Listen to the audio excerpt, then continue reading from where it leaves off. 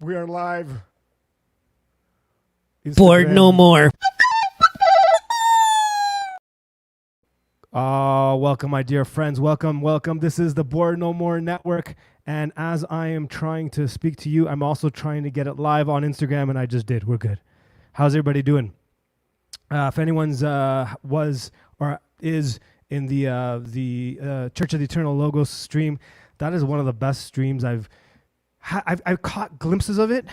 And of course, Father Turbo's in there talking with David Patrick Harry. And what a great conversation that is. And honestly, it was hard to try to get prepared and ready for this while trying to watch all that because it was incredible.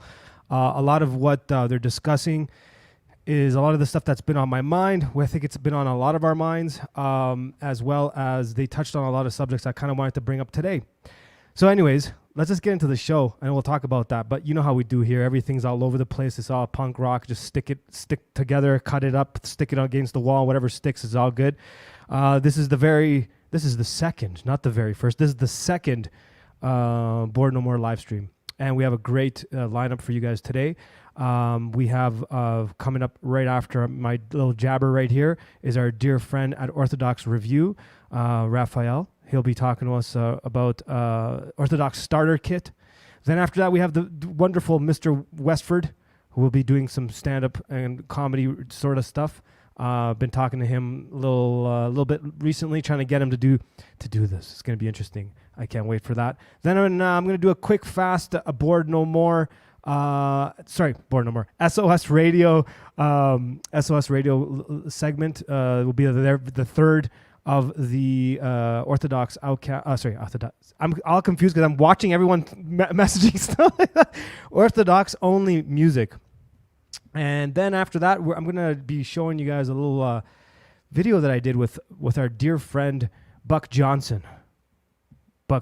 So we pre-recorded something, and I'll be dropping that at the very end. So again, welcome to SOS. Welcome to Bored No More. Welcome to every other show that will be on this lineup. I'm gibbering and jabbering in a different way today. I think they got me shook over there. Father Turbo's talk with David Patrick Harry.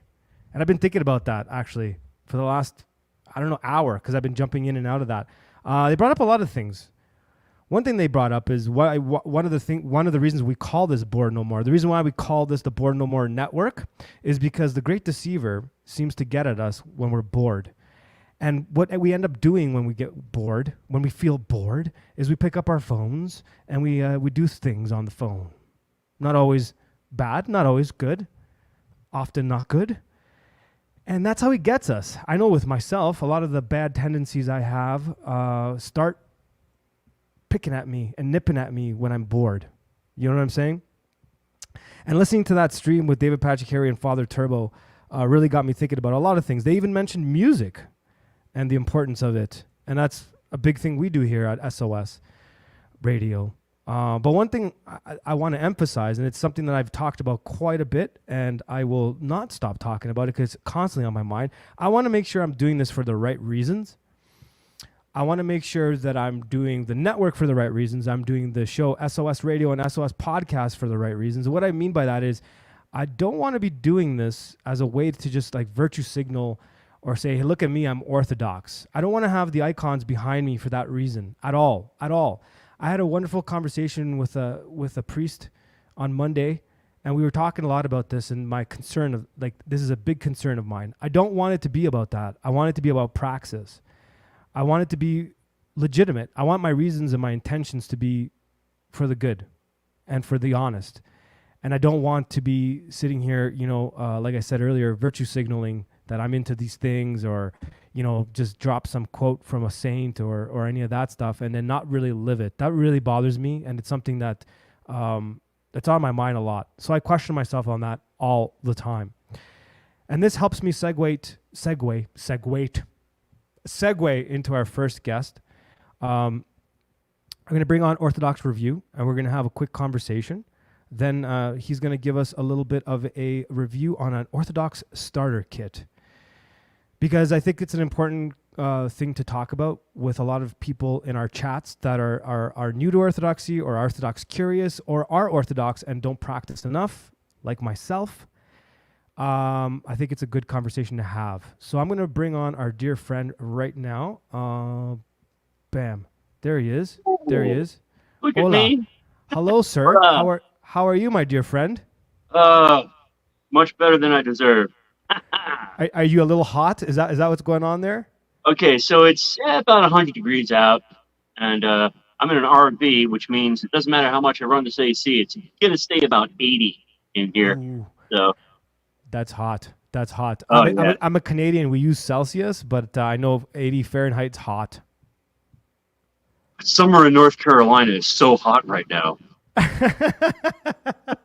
Well, my dear friend, we've never spoken, and this is our very first time interacting with each other. It is in the digital realm, Yep. so I'm really happy to make your acquaintance digitally, and I'm really happy that you accepted our invitation to do this. I think this is going to be wonderful, and it'll be great. Thank God. Since Thank God. since we've never spoken, I've never interviewed you. Can you just tell me a little bit about yourself? What do you think I should know, and what do you think the audience should know if they don't know who you are? Okay, for those who don't know who I am a retard with a camera. Uh, that being said, I try my best for the glory of God to bring books and information to Orthodox Christians, to people that are curious about Orthodoxy that don't necessarily have a college degree or a high school education. Hmm. I myself I barely made it out of high school, so I keep things very down to earth, very blue collar. I try not to use too many big words. Um, and honestly, because when I started the channel, it was just like I just wanted to gush about books to other nerds. Hmm. And then it quickly became apparent that like I just did not get a, like I got sick of listening to armchair theologians with more degrees than they had IQ points. You know what I mean? Yep. Um, Yep. Yep. and so I figured there was a gap there to be filled, and I was happy to do it because I just, orthodoxy is not an academic pursuit.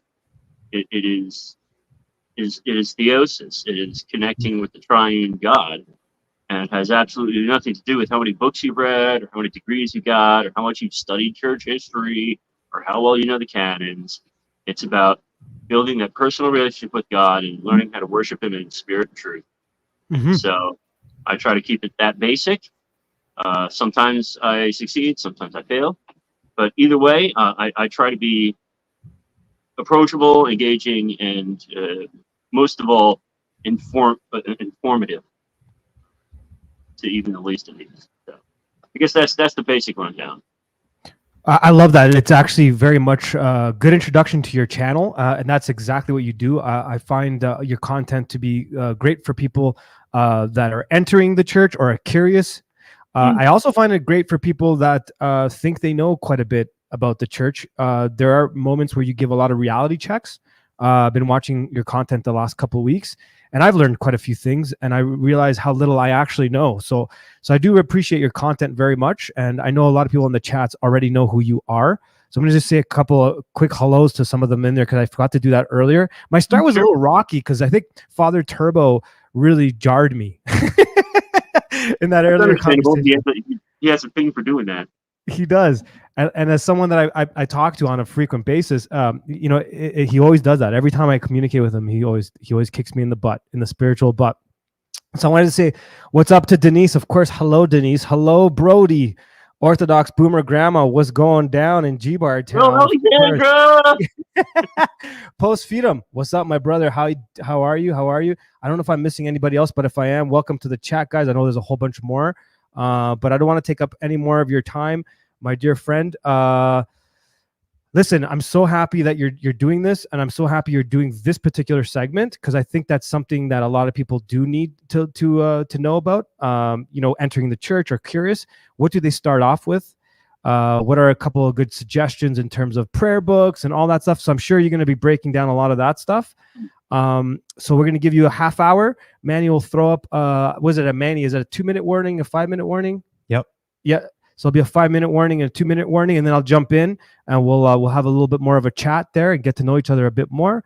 and then we'll move on to the next. All right, you good, my friend? Let's do it. It's all you, brother. Have yourself a good show. And before we get started, I hope so. Glory to God. throw up this. Vany. This is Post Feedum, and you are watching the Bored No More Network.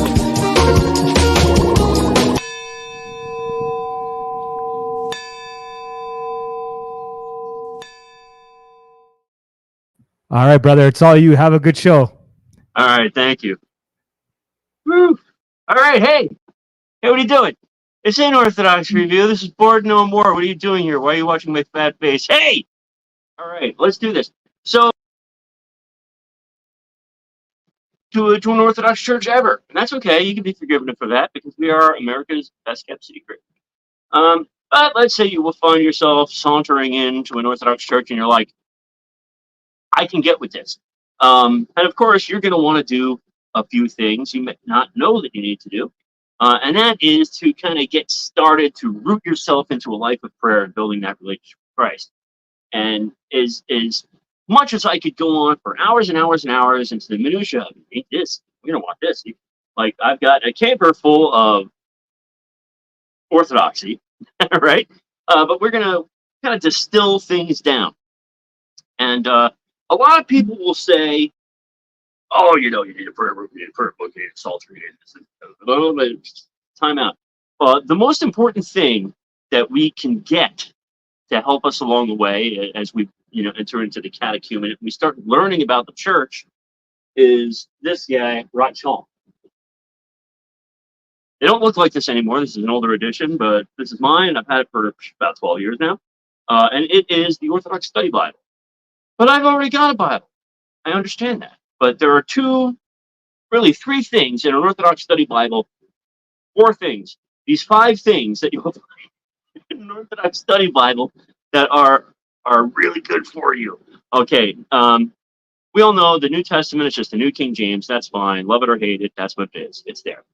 But what you have in the back, in the first half, is you have the Septuagint Old Testament, which is a far cry from the Roman Catholic Protestant Bibles you see out there in the market today. It's not just the apocryphal stuff. It's like all the stuff, okay? So you've got like all the Maccabees stuff. The only thing really that isn't included in here is Enoch, which is, that's pretty cool. But anyway, so you've got your Septuagint, all right?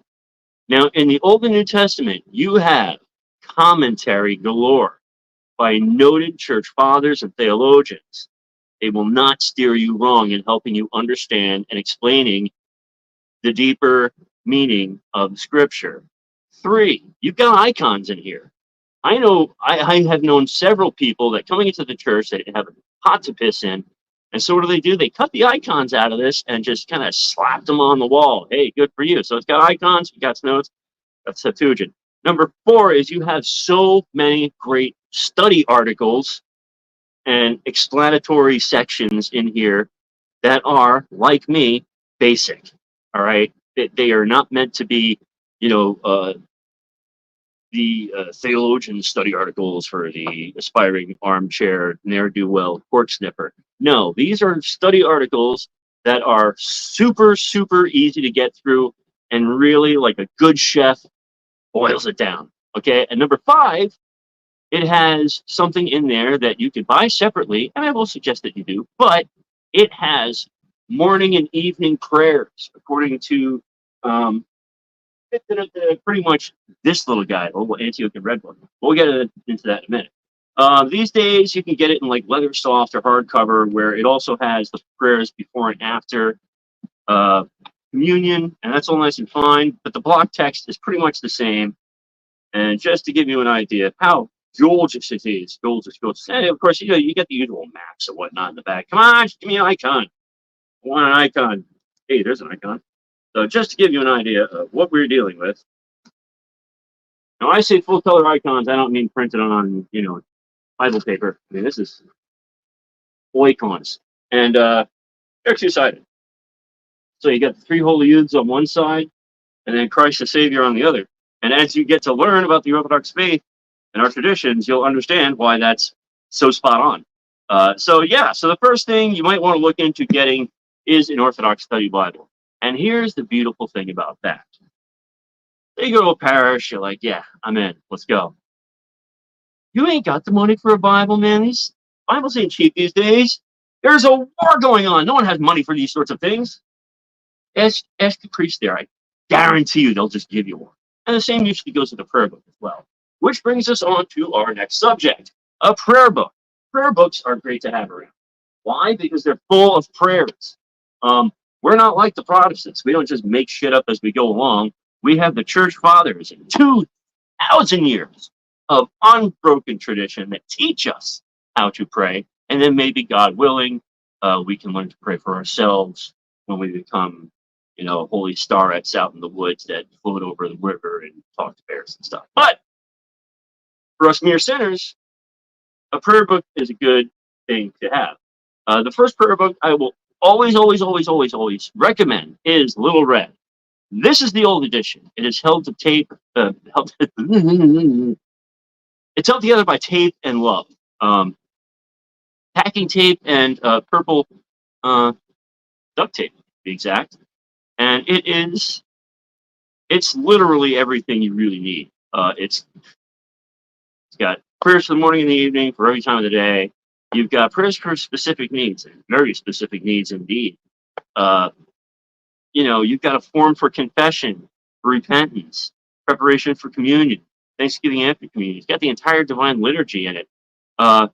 It has, because I like to highlight stuff in mine because I'm that kind of guy. But anyway, and it's also fantastic because it's about the size of your wallet. Now, the new edition is a quarter of an inch taller, which, believe me, is as jarring as you think it is. Anyway, these retail for $7. You're probably going to pay more in shipping for one of these, so ask your local church to get you one. The other prayer book that I lean on is the Jordanville. This was the gold standard for American, for English language prayer books for the longest time. And there's some other prayer books on the market that I do like. The OCA one from St. Teton's, very nice. The print's too small. I have bad eyesight, and frankly, it's got a great typeset in it. Very comfortable. This is my third copy of this, by the way, if that goes to tell you anything. It has all the basics that you need, morning, evening prayer, for the living, the departed. You've got selections from Vespers and Matins that actually are just profitable to read on their own at home. You've got the Divine Liturgy in there. You've got plenty of canons and acathist and some instructional material in the back on church etiquette, according to hardcore, no BS monks in like Optina. So, but anyway, it's all in there and it's all good. And I'm pretty sure, and don't quote me on this because I've not looked at prices recently, but I'm pretty sure it's roughly in the $20 range. And just about every online Orthodox retailer has this book. Personally, I like going through either Holy Trinity Church Supply, which is the church supplier run by Jordanville, who publishes this, or through a Holy Cross in West Virginia, Hermitage of the Holy Cross, that is, and that's holycross.org. There are other options when it comes to prayer and scripture. St. Ignatius Orthodox Press, for anyone that's ever watched my show, knows full well how much I love their publications. So, like, you've got this Anthology in here, this is the third edition. This is every church service pretty much known to man, set for a single reader. So, as a reference, it's pretty good, but it's pricey and spicy. So, if you're new, maybe hold up. Been around for a little while, you got a few bucks to throw around, I highly recommend this. The same thing with their lectionary Bible, because it's easy. You open it up and you just follow through for the year. It's fantastic. One thing that no one ever seems to mention, and I think before everything else, is the most important thing: the cross. This one's made out of pine. It's got like a little thing in the top for hanging it. It's got a couple of nails in it. It's seen better days. But it's a cross. This is probably the most powerful physical item you will ever own. Make one yourself. Get yourself some glue and some popsicle sticks. Get two across. The next thing that you're probably going to want is a representation, is an icon of, at the very least, our Lord and Savior Jesus Christ and his beautiful mother. So you can go out, you can spend a lot of money on icons. Oh boy, howdy, don't I know it. But there are these things called diptychs. Diptych meaning two. So it's okay. These can cost anywhere from $5 to $50 and more, depending on where you go, how big it is, how fancy it is. I'm going to show you this one because it's an amazing value. It's beautiful, and it's just right for putting on your nightstand. I will tell you, I got this from St. Paisios convent out there in Arizona. They produce a lot of items that you might be familiar with and that you will definitely want to get a hold of. But I think I paid 20 some bucks for this. Absolutely beautiful. We have the Theotokos, and not just the Theotokos, like the design icon of the Mother of God, which is one of my personal favorites.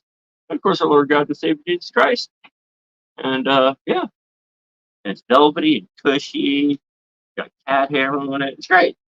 Another thing that, depending on your priest, always ask your priest. Always, always, always, always, always, always, always, always ask your priest. Okay.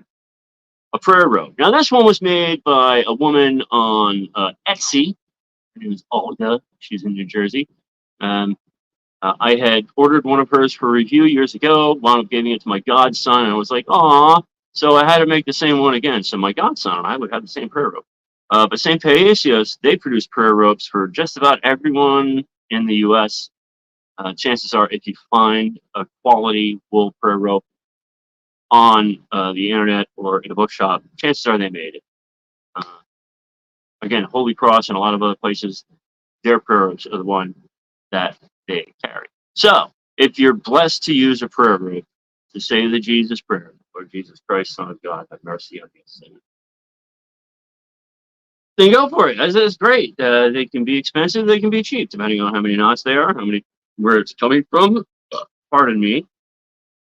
What material is being used, but it's out there, and you can get them for relatively cheap.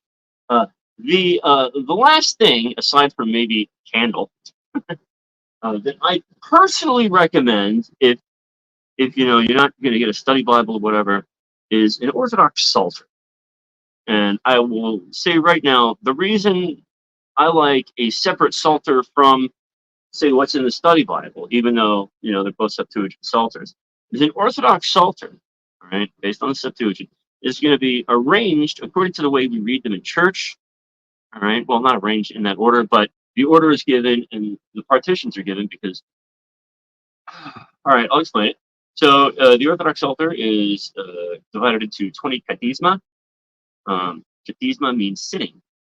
We sit when we read the Psalms or when they're being read. And so over the course of the week, in the services of Vespers and then Matins, we will read the entire Psalter every week. During Lent, twice a week. If you're insane, 3 times a week. If you're based and God-filled and you're a monk living in a tree, you probably read it every day. And there are psalters for that, but we're not getting into that now. So they used to retail for like 12 bucks. They might be up to 15, but this is from the Holy Transfiguration Monastery, bostonmonks.org. This is the gold standard. Like, along with the Jordanville, which uses this translation, the gold standard translation, fight me. I'll go down swinging on this one. It's a good one. I have no perception of time, by the way. I'm on new sleeping medications. They keep me kind of sleepy. So not only am I a little looped, but I have no idea how long I've been doing this. Now my clock says 3:33, and I know I didn't start at 3:30. So I'm imagining that we have a few more minutes to go over some things. So here are some of the finer things you can get for yourself.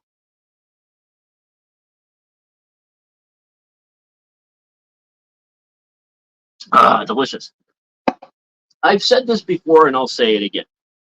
Outside of the regular divine services, The one service that we're going to do in church, we will find ourselves doing the most, is the funeral. There are several. Every jurisdiction has their own funeral book. Some more expensive than others. They're all relatively the same. Even outside of that, the 8 prayers of St. John of Damascus that are in here are worth the cover price alone. They are so heart-wrenchingly beautiful.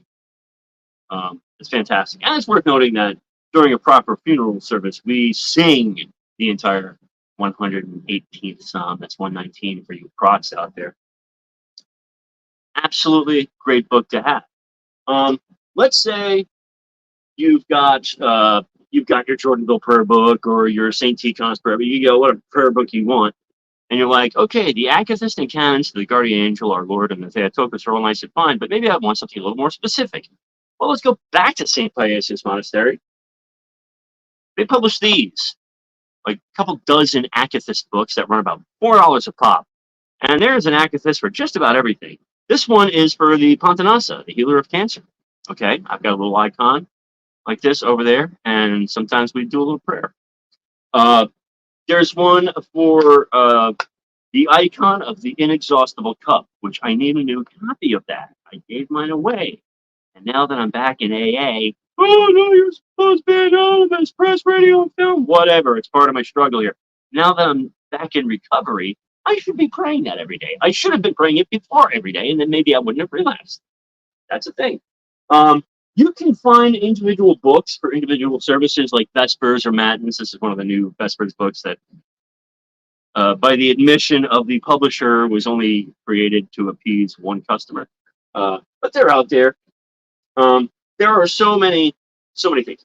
Now, if you want to get to icons, stuff like that, listen. Speaking from my personal experience, you ain't gonna shell out money for icons. You got a color printer, congratulations, you can make icons. If you got access to a color printer, if you know what, my first icons were literally printed by me, printed. So, I mean, sure, we all love fancy icons, but you know, you do what you got to do. You get a paper icon. There you go, a printout in a plastic frame, icon. VashonMonks.com, $9. So, yeah, so that's a thing. Can I actually access the chat? Is that a thing? I still got 15 minutes. Oh man, that's okay. That's the thing. I don't know. Is there a way for me to see what people are saying? Maybe I can answer some questions or something, or maybe I can't. I don't know. I'm about as tech savvy as a retarded cougar. Okay. Yo, what's up? What's up? What's up? Can you hear me? Yeah, I can hear you. Yeah, you could see the chats on the sidebar there. On you'll see at the top. There's like a little box that says comment. It should be on your right. Are you on a laptop or are you on a? No, I'm on my phone. My brother. Oh, okay. That explains it. No, I don't think you can that way then. But if there's any questions, I can read them for you, even though my reading skills are like total like poo. First of all, I love this. I love everything you mentioned. Everything you mentioned is key and very, very helpful to someone that's just jumping into the whole thing. Sorry, did I just steal your thunder? Because I don't want to be doing that. No, not at all. I'm actually glad to be able to take a breath. So. Okay. No problem. We got a question for Metal Mystic. Can you see that question on the? What's the best book I've read recently? Boom. Oh, okay. I reread this book. It's one of the few that I reread. What is it? Saint Simeon of Emesa, Holy Fool for Christ. Mm-hmm. Published by the Boston monks up there. He was like, I wish I had the wherewithal to follow through with my convictions and be more like him. Yep. The story of him and his buddy John just totally ditching their rich families, running off to a monastery and spending the rest of their lives in asceticism and just being based is second to none. I love this book. I love these saints. This is not expensive, $12. Awesome. Outside of like something like that, let's say, whatever, like just reading whatever, I am slowly but surely making my way through spiritual warfare. Unseen warfare.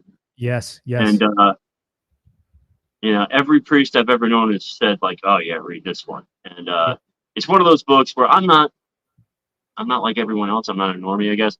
Like I'll read a couple pages and just like be blown back into the couch, and I'll have to like spend some time recovering and really thinking about what I just read. So those 2 solid suggestions for you.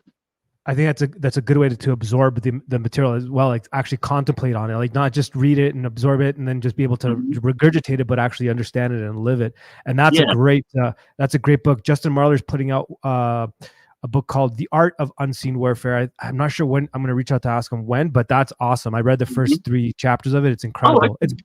It's based off of the book Unseen Warfare, of course, but he's giving like a modern twist to it, kind of like The Art of War by Sun Tzu, kind of like The Art of Unseen Warfare. It's pretty good. Like the opening little prelogue he has is like, it shakes you, man. As a dad, it took a minute. It's great.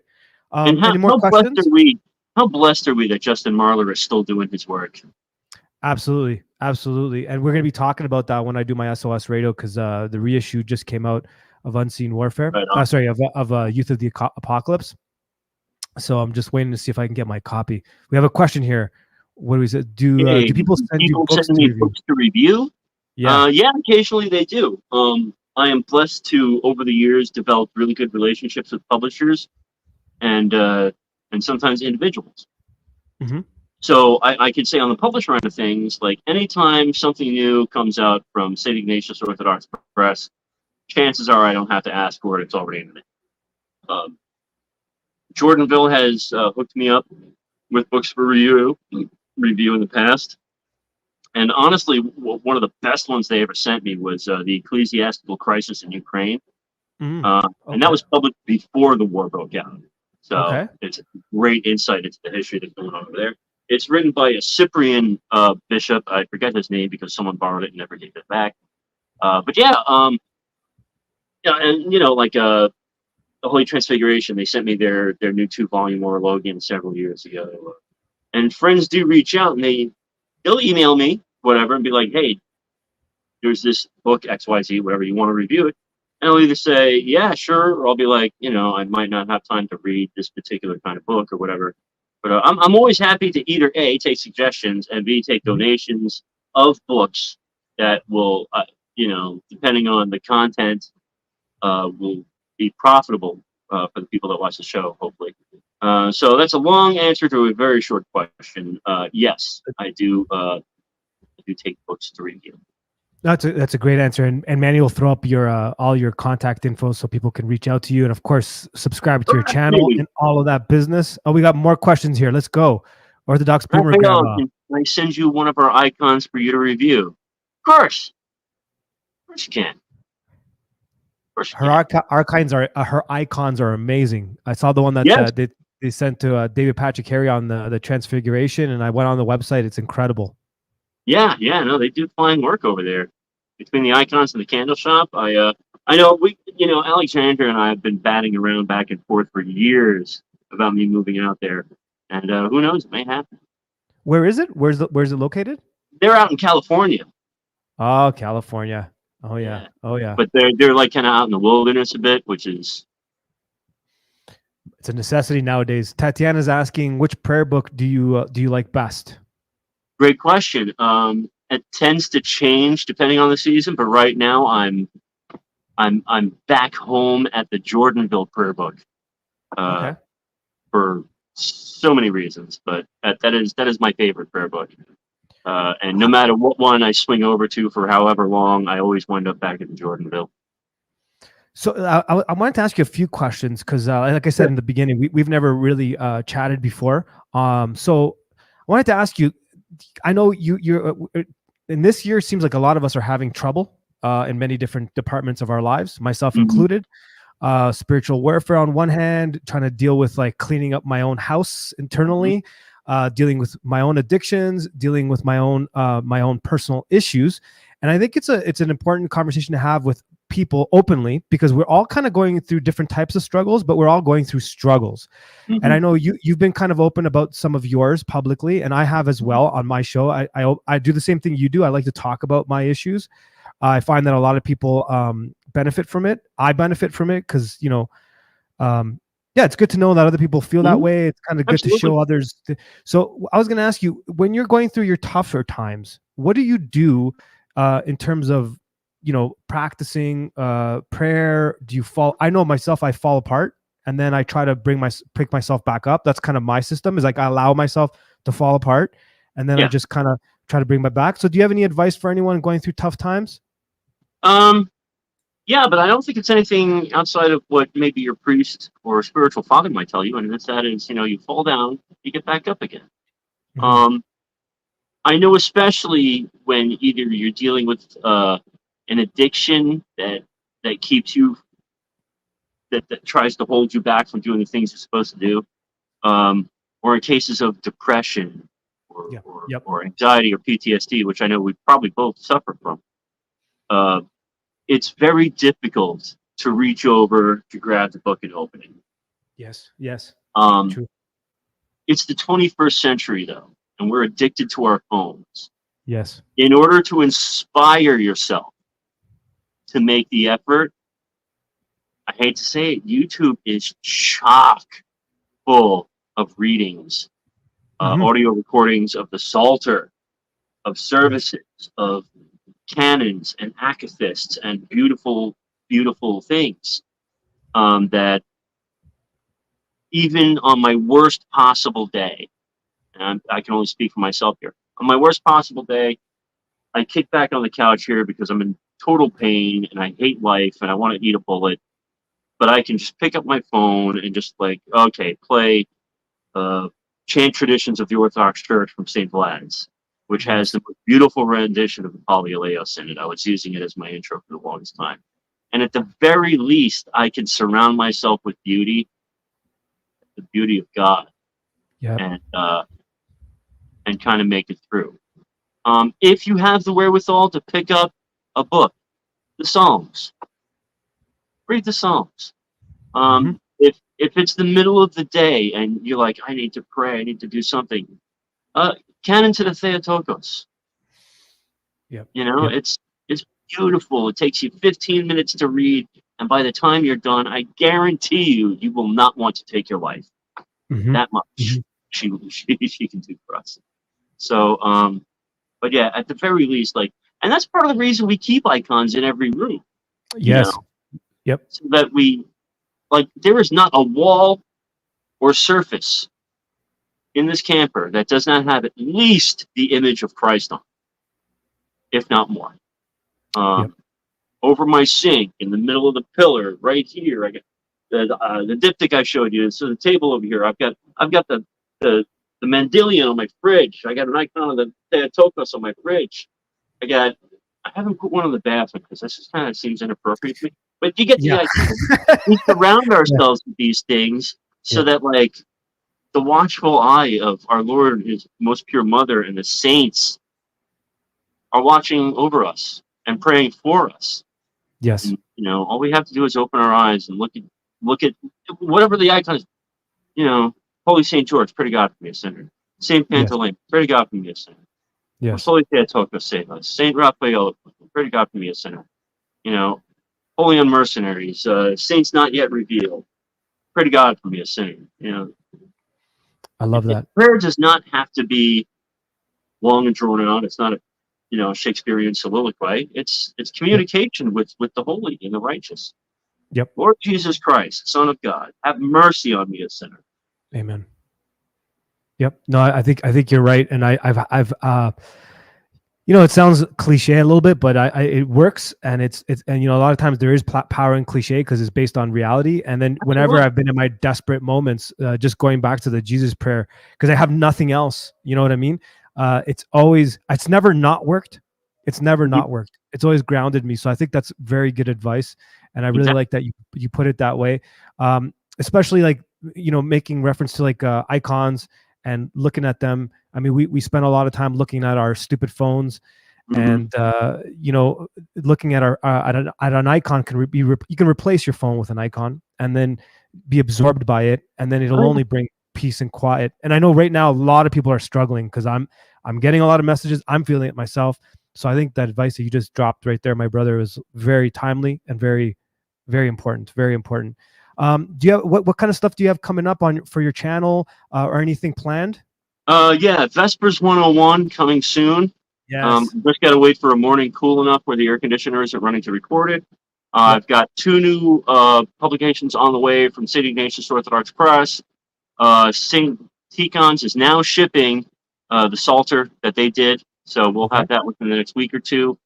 And then more on the way. I'd like to keep doing the Orthodoxy 101 series. Yes. People seem to really be responding to it, and honestly, it's a good refresher for myself about how to keep things simple and beautiful. Yeah, I think we'll be reaching out to you a lot more in the future. I want to do a proper interview with you, meaning like a podcast interview, what I like to do, and then as well as I want to add you to the run. Like what we do is for the Bored No More stuff is we like having a rotation of the same faces, people that we like, and I think your 101 series is a fantastic one. It's a great way to kind of start off the streams, get people on track, get everyone kind of learning. You're great at what I like about your style is that you expose your flaws and then you show your way around it, how to kind of like what I was talking about earlier. I think that's a very important thing to do. I think it's a strong thing to do. And I think it really kind of, it's very helpful. So if you didn't know that, I'm letting you know it's extremely helpful to others to see others people kind of dealing with their crap, if I could say it that way. My pride, why don't you? Yeah. Glory to God. And then that's the thing. It's like, no matter how prideful and self-centered I might get about my work, it's not my work. It's God's work. And, the people watching it, hopefully by God's grace, they're getting something positive out of it and not feeding into my character defects. So, but I think it's beautiful. Honesty is the best policy, Yes, I agree fully. Well, my brother, thank you so much for doing this. I'll be reaching out to you shortly. I'll probably make some clips of this tomorrow whenever I have time, and I'll make sure I tag you to it. Thank you so much, brother. I love you. I love you too. Glory to God. Thank you so much for having me. Absolutely. Have yourself a great day, brother. Thanks. You too. We'll catch you. Adios. All right, everybody. I hope you guys got a lot out of that. I know I did. It's always good watching his channel because I'm turning Manny's microphone on. See how we do things here, rough, rugged, and raw. I always learn a lot of things, and there's always a great place to go for refreshers. Like Manny and I were talking about the other day. He's like, "What's a psalter?" And I'm like, "Well, if it's the Greek word psalti, it's the guys that the cantors, they do the psalmune, like they do this thing." So even just little things like that, like looking up terms and terminologies, it's a great site. Everyone go follow our dear friend at Orthodox Review. And I'm definitely going to be having him on for a proper interview, as well as segments to the show. Manny, how you doing, buddy? Good. We started off a little raw, a little rough. I think the Kotel Father Turbo interview shook me. It really shook me, and in a good way, in a good way. But it got me thinking, and I didn't have my game face on. I wasn't prepared for that. You know what I'm saying? So I didn't even welcome you riding shotgun. Did I say? I didn't say that, did I? Honestly, doesn't matter. Well, it matters to me. So everyone, we'll start this again. This is the Bored No More Network stream. It's our second, and there'll be plenty more, hopefully. We're trying to piece together quite a bit. We have a lot of work on our plates. We're building websites. We're doing a lot of stuff, and it's kind of nuts trying to piece this all together. And then you have a moment with Father Turbo shakes you, and you try to like do an an introduction to the show, and it's like all over the place. So welcome everybody. We have a definite wicked lineup coming up. Maybe not wicked's a bad word. Maybe it's a good word to say an awesome lineup. We're gonna have our dear friend Mr. Westford coming on soon. He has a whole comedy routine pieced together. I talked him into doing a half hour of his comedy stylings. Then following that will probably be SOS Radio. I'm going to be doing a short or an Orthodox only segment of SOS Radio. Tatiana says, Mano, Father Turbo always good at shaking people. Absolutely. Absolutely. And every time I reach out to him to ask him like some stuff, I have mentioned this before. Buck and I have talked about it a couple times. His responses to like a situation you have in your life will be like 1 or 2 words, and you walk away going, huh? And then throughout the day, those 1 or 2 words just rattle in your brain, and they make their way into your soul, and it does something to you. I don't know. Father Turbo, I'm so blessed to say that yeah. I'll stop there. I'll just say that Father Turbo has been a game changer for me on many different levels of my life. And I'm blessed to say that he's done the Father Turbo thing to me, whatever that is. You know what I'm saying? I think Manny can speak volumes on that too. I think Manny religiously listens to the Royal Path, and I could see it changes him, right, Manny? Oh yeah, definitely. It's the last one they just did is great. I mean, I'm gonna say that for every episode, but this one in particular was really good. I haven't finished watching it. I just started watching it. And often what happens is I'll go off on a rant, and someone in the chats will be like, you got to check out the new Royal Path. They're talking about that same thing. Or Manny will be laughing. He'll be listening to the Royal Path and he'll start giggling. And I'm like, okay, what'd they say this time? I look over. It's like, remember we were talking about, remember you said this, remember that thing. And then it's like, always like, it seems like they capture, how do I put this without sounding like cheesy? They capture the ethos of the moment. Like there's something floating out there in the ether, and they capture that, and then they talk about it and break it down on their show. Like one of the things is people reached out when certain events were occurring and asking me why I wasn't talking about them, because I was known of always doing that my whole life, talking about what's going down in G-Bar Town. And I didn't want to talk about what's been going on in the last couple of weeks, not just the events of, people's lives being, put at risk, or, cyber attacks, or, all of those things that have been going on, or what's going on with the Olympics and all that stuff.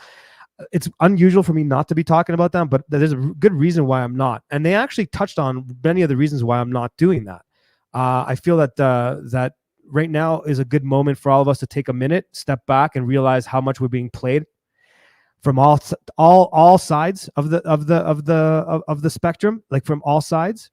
Yes, they read the room super well, and I think that it's a time for us to sit back and reflect, because we are being messed with. You know what I'm saying? And even online, and I mean this from all aspects of the online space, whether they're left, they're right, they're ortho content, or they're not, or they're this or that. There's a lot of people out there throwing around a lot of strong opinions, and I think these conversations should be had. So I'm not criticizing anyone, but I think that before we start claiming we know what's going down, I think we need to take a minute here, especially because some of the content creators, I'm going to be very careful with my words here, because I don't want to insult anyone. A lot of the content creators out there that have taken strong positions on certain social engineering aspects and culture creation aspects seem to forget some of those things sometimes, because I'm watching them being played by these things where our emotions are being played like this guitar over here. And they're making us argue and fight. And I'm getting bizarre messages personally. Not anyone in the lovely chat right now, because I get personal comments from, messages from all of you guys, and I love and adore them. And they get me going. And I check in with some of you guys from time to time.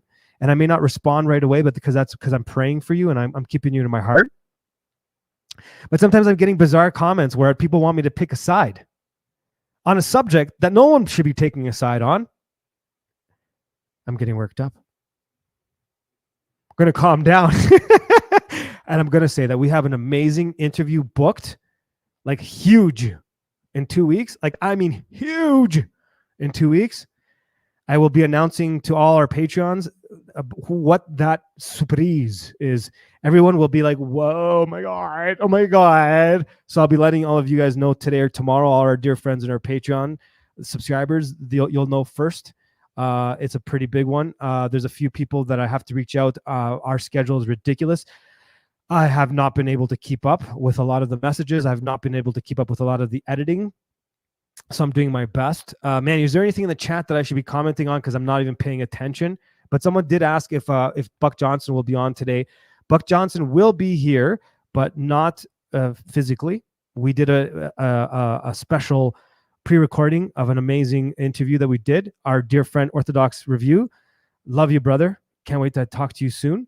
And our dear friend Raphael was wearing a Rancid shirt, and one of the reasons he was is because Buck and I talked about Rancid. We talked about Punk. We talked about Operation Ivy. We talked about Gelman Street. We talked about community, and we tied it into Orthodoxy at the end of the conversation because, of course, we brought up Justin Marlar. Justin Marlar came out of that scene, and his story is incredible. And many of the priests that are part of our community will be talking a little bit more about that on SOS Radio. Are friends with a lot of the punk rock legends out there, like Ian Mackay. You know, not only Justin Marlar, but Father Christopher Foley, bass player for Luxury. He's also friends with. And I'll be interviewing him soon too. I have to confirm what the date on Friday, and I'm really looking forward to having that conversation. We had a great talk on Monday, a personal talk. It was amazing. He's wonderful. Orthodox Boomer Grandma says, I grew up 3 miles from Gilman Street back in the 70s. Oh, Orthodox Boomer Grandma, I would love to have a conversation with you as well. And anybody else that's in the chats, like I've talked to Daniel, I've talked to Joseph. I'm going to continue talking to Daniel, and I'll continue talking to Joseph.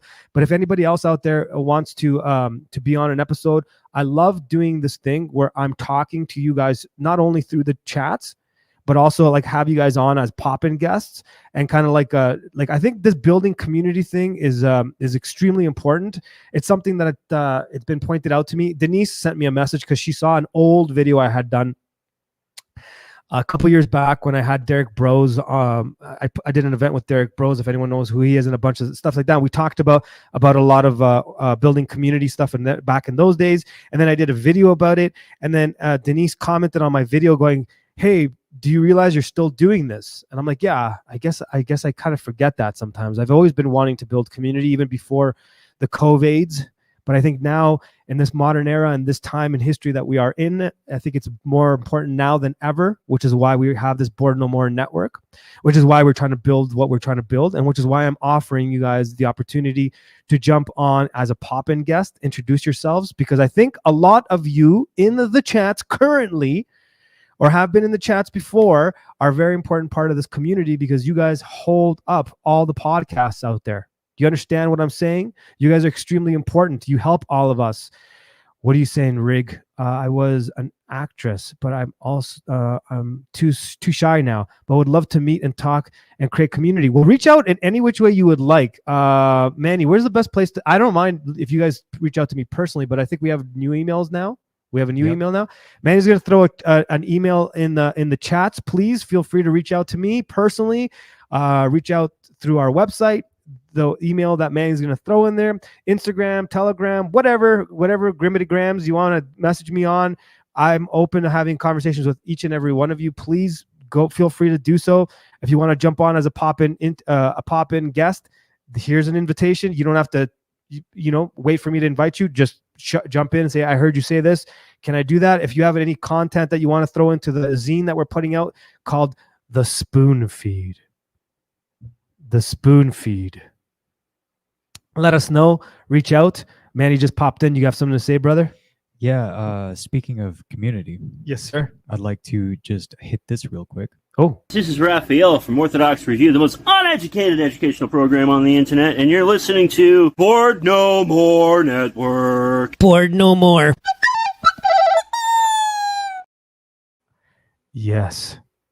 Those are splashes we do. Please feel free to send us splashes if you like. Send them wherever, or contact us and ask us where to send them, and we will definitely let you guys know that.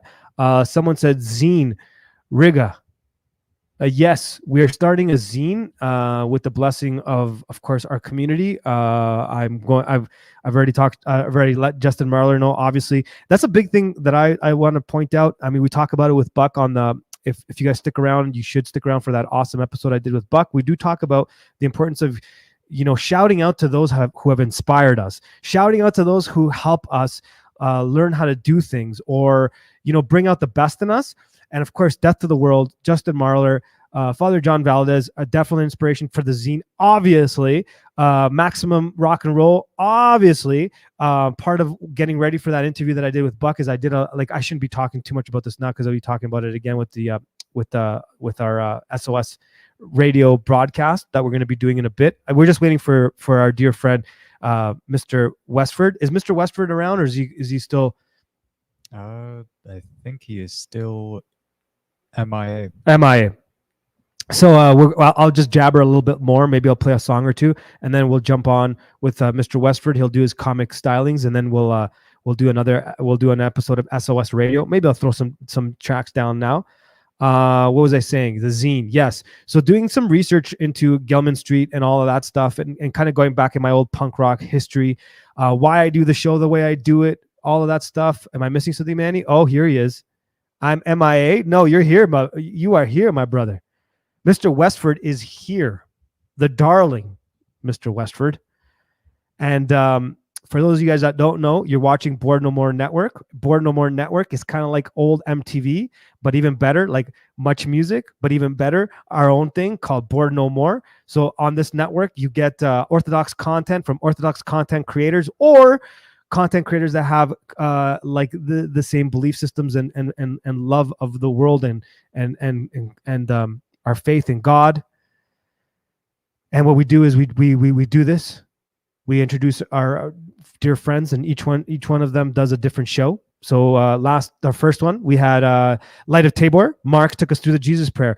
Then we had our dear friends at Synaxis Podcast, who I'll be reaching out to soon. I don't know if Metal Mystic is still in the chat, but if you are, brother, expect a call or a text or whatever. We're going to be doing something together soon. Then we had Mr. Me, and Mr. Vany. We did SOS Radio. Then we did a segment with our dear friend, Mr. Westford, who will be on again today. And then earlier, we had our dear friend, Raphael from Orthodox Review. And then again, we're going to have Mr. Westford, and he'll be doing some comic stylings, because another thing that we want to do here is we want to help develop our friends. So I reached out to him, and I'm like, I think you should try something like this. What do you think? And he's like, I love it. I want to be focusing more on my comedy anyways. And we went back and forth. There's a couple of other content creators. Okay, I'm going to take a second here. I'm going to go off on a little ramble while Manny and Mr. Westford set things up. Are you guys setting things up, my dear friend? Yep. Awesome. So as they set up, I'm going to ramble a minute. So there's a lot of content creators out there. And please don't take any offense to this if you ever watch this, any of you content creators that may do this or may not do this. I'm not trying to insult you. I'm just noticing something. I'm noticing that I think a lot of these content creators are very talented, more so than I am, far more eloquent than I am, far more knowledgeable than I am, but they seem to keep putting out the same exact content over and over and over again. I think they're running out of ideas. Please don't take this next comment personally. I don't mean it to anyone. I am not trying to insult you. But how many videos am I going to watch of someone commenting on someone else commenting on something else? Watching a video of someone commenting on someone else commenting on another video I commented on, or this or that, I get it. Sometimes it's necessary. And some people are so knowledgeable that they should be doing that. You should be doing. I don't want to mention the names of them, but some of them should be doing that. But some of them are so talented, but they just might need a little bit of help for ideas. Like I said, a lot of these people I'm referring to are they're more eloquent than I am. They're more knowledgeable than all that stuff. But I like creating things. I like programming things in terms of not programming like your brain, but creating shows, developing artists. It's something I've done most of my life. It's part of community building. So I will be reaching out to some people and saying, nudge, nudge, hey, how about we do a show like this? That's part of what we're going to be doing at Bored No More. As part of what we're doing for the bigger project. All right. Are we ready? Or should I tell my Mexico story? Tell the Mexico story. Mexico story. So one amazing podcast that was on before us today. Shout outs to David Patrick Harry, Church of the Eternal Logos. has really upped his game. I've been really enjoying a lot of his streams. David Patrick Carey, if you ever watch this, that was a great one. Father Turbo. Well, Father Turbo, you know how I feel about you. We'll be playing some of your music, Father Turbo, soon for SOS Radio. We're going to be playing 2 of your projects. That was a great stream. That was a stream that we all need to watch and rewatch. And I'm not just saying it because he's my friend. Because if anyone really knows me personally, I'm a picky dude. And I'll tell you flat out if I like or don't like something. Counterflow. Buck Johnson has really been nailing it lately. Like, Buck has been killing it. Can I tell you, like, one after the other, but I'm just knocking them out of the ballpark. Great episodes. I don't even know where to start, which one, but go check out that stuff. That's great. So, some of the people that we've had on our show, of course, I love those podcasts, Synaxis podcast and Light of Tabor, and of course, Mr. Westford. Mr. Westford had asked me to go on his little stream last week on Thursday, and I had a great conversation with an atheist. I don't recall his name. He's fantastic, and I really enjoyed that conversation. I love what Westford's doing over there. So one of the things I'm talking about in terms of developing, I was like, this guy should be doing these things. So that's why I reached out to him, like, you should be doing this. I think it's a good idea, and he loved it, and he went with it. So why I brought up this stuff to mix in with my Mexico story, because I was walking before getting ready for this. I went out to go to the gym real quick and get some groceries and come back because we won't be able to do it because of this stream. And I was catching some of the conversation between David Patrick Carey and Father Turbo. And all of that information was rattling in my mind, right? And when I try to get ready for a stream, I don't like to kind of like do that and like check out another stream first. I want to kind of get my game face on and get ready, get on stage, all that stuff, which is why the introduction to this Bored No More live stream was a little bit sloppy. My apologies again. But I was thinking a lot about my reasons for doing all of this, which is what I opened with in the beginning. And it's something that I'm going to consistently, discuss with you guys. And it's something I tell a lot of my friends and guests out there, people that I've already mentioned. If you ever see something weird I'm doing, like, let me know, put me in check. But I want to make sure that I'm doing all this for the right reasons. I don't want to be doing this to virtue signal that I'm Orthodox. I don't want to be doing this because, my politics or any of those things. If it's not for the right reasons, I don't want to be doing this. So when I was talking to Father Christopher, I think it's okay that I mentioned this. I was like, yeah, man, I don't want to be doing this for the wrong reasons. I don't want to have icons behind me. So like I'm virtue signaling that I believe in this or that or any of that stuff. So I think praxis is a big, important part of this. So Mexico, I'm going to tie this all in. So if anyone's new to a Mano rant, at the end, they kind of all fall, if all the pieces fall together. So I apologize. I throw out these breadcrumbs and then at the end, it becomes a loaf of bread. I hope I can make this a loaf of bread. So we're in a really Mexican neighborhood. It's as Mexican as you can get. There's no gringos around. This is a lower income, working class neighborhood. So we're talking about wild dogs, chickens, potholes, and all of that stuff. And if you are not careful, you might miss the beauty of this neighborhood. It's very easy to miss the beauty of this neighborhood when there's a pile of poop literally in front of you because a dog just did that. And you got to walk around and you'd be like, Manny, what? And, as we're passing by that little place that sells chickens and socks, pollo and socks, roasted chicken and socks, I have to watch out. Manny, there's poop there. It's hard to miss the beauty of this neighborhood. And let me tell you about the beauty of this neighborhood. And this is what I mean about praxis. How I try to apply some of this, and I'm not a good Christian. I'm not trying to say that. But sometimes when I get a reminder, like Father Turbo gave me a reminder when I went to the store, I looked around. You know what you do see? Husbands and wives holding hands. When's the last time as a Canadian, as an American, you saw that? I'm sure some of you that live in small towns in the U.S., you're blessed enough to have that. But in Canada and Toronto, Ontario, where I'm from, none of that, man. None of that. You don't see husband and wife kissing. You don't see them holding hands. You don't see that. You don't see that at all. The only people I see are like people like my parents, which is very rare. And I see people staring at them like they're weird. Here in Mexico, you see families, man. You see families walking around, selling things with together as a family. You see husbands and wives and kids running around playing. You know what I mean? Yeah, they have cell phones. They have probably really good cell phones too, which is another story all on its own. they're not very wealthy, but they have these top-end cell phones, but they're not on them all the time. You see kids playing in the park. Manny and I go for a little bit of a walk. Yesterday we walked by, and there's these kids playing in the park, falling on the floor, smashing their face on the ground. Beautiful. I walk into the store today. I got all this stuff in my hands. I have tortillas freshly made from the lady down the street who greets me with a beautiful smile. She knows this gringo doesn't know any Spanish. And she said, she's just saying all this stuff just because I'm human. She knows I have no idea what she's talking about. And she knows that I love hearing her voice with this big smile on her face. And she hands me these fresh tortillas. Put them, grab them. I'm walking by. Adios. Have a great day.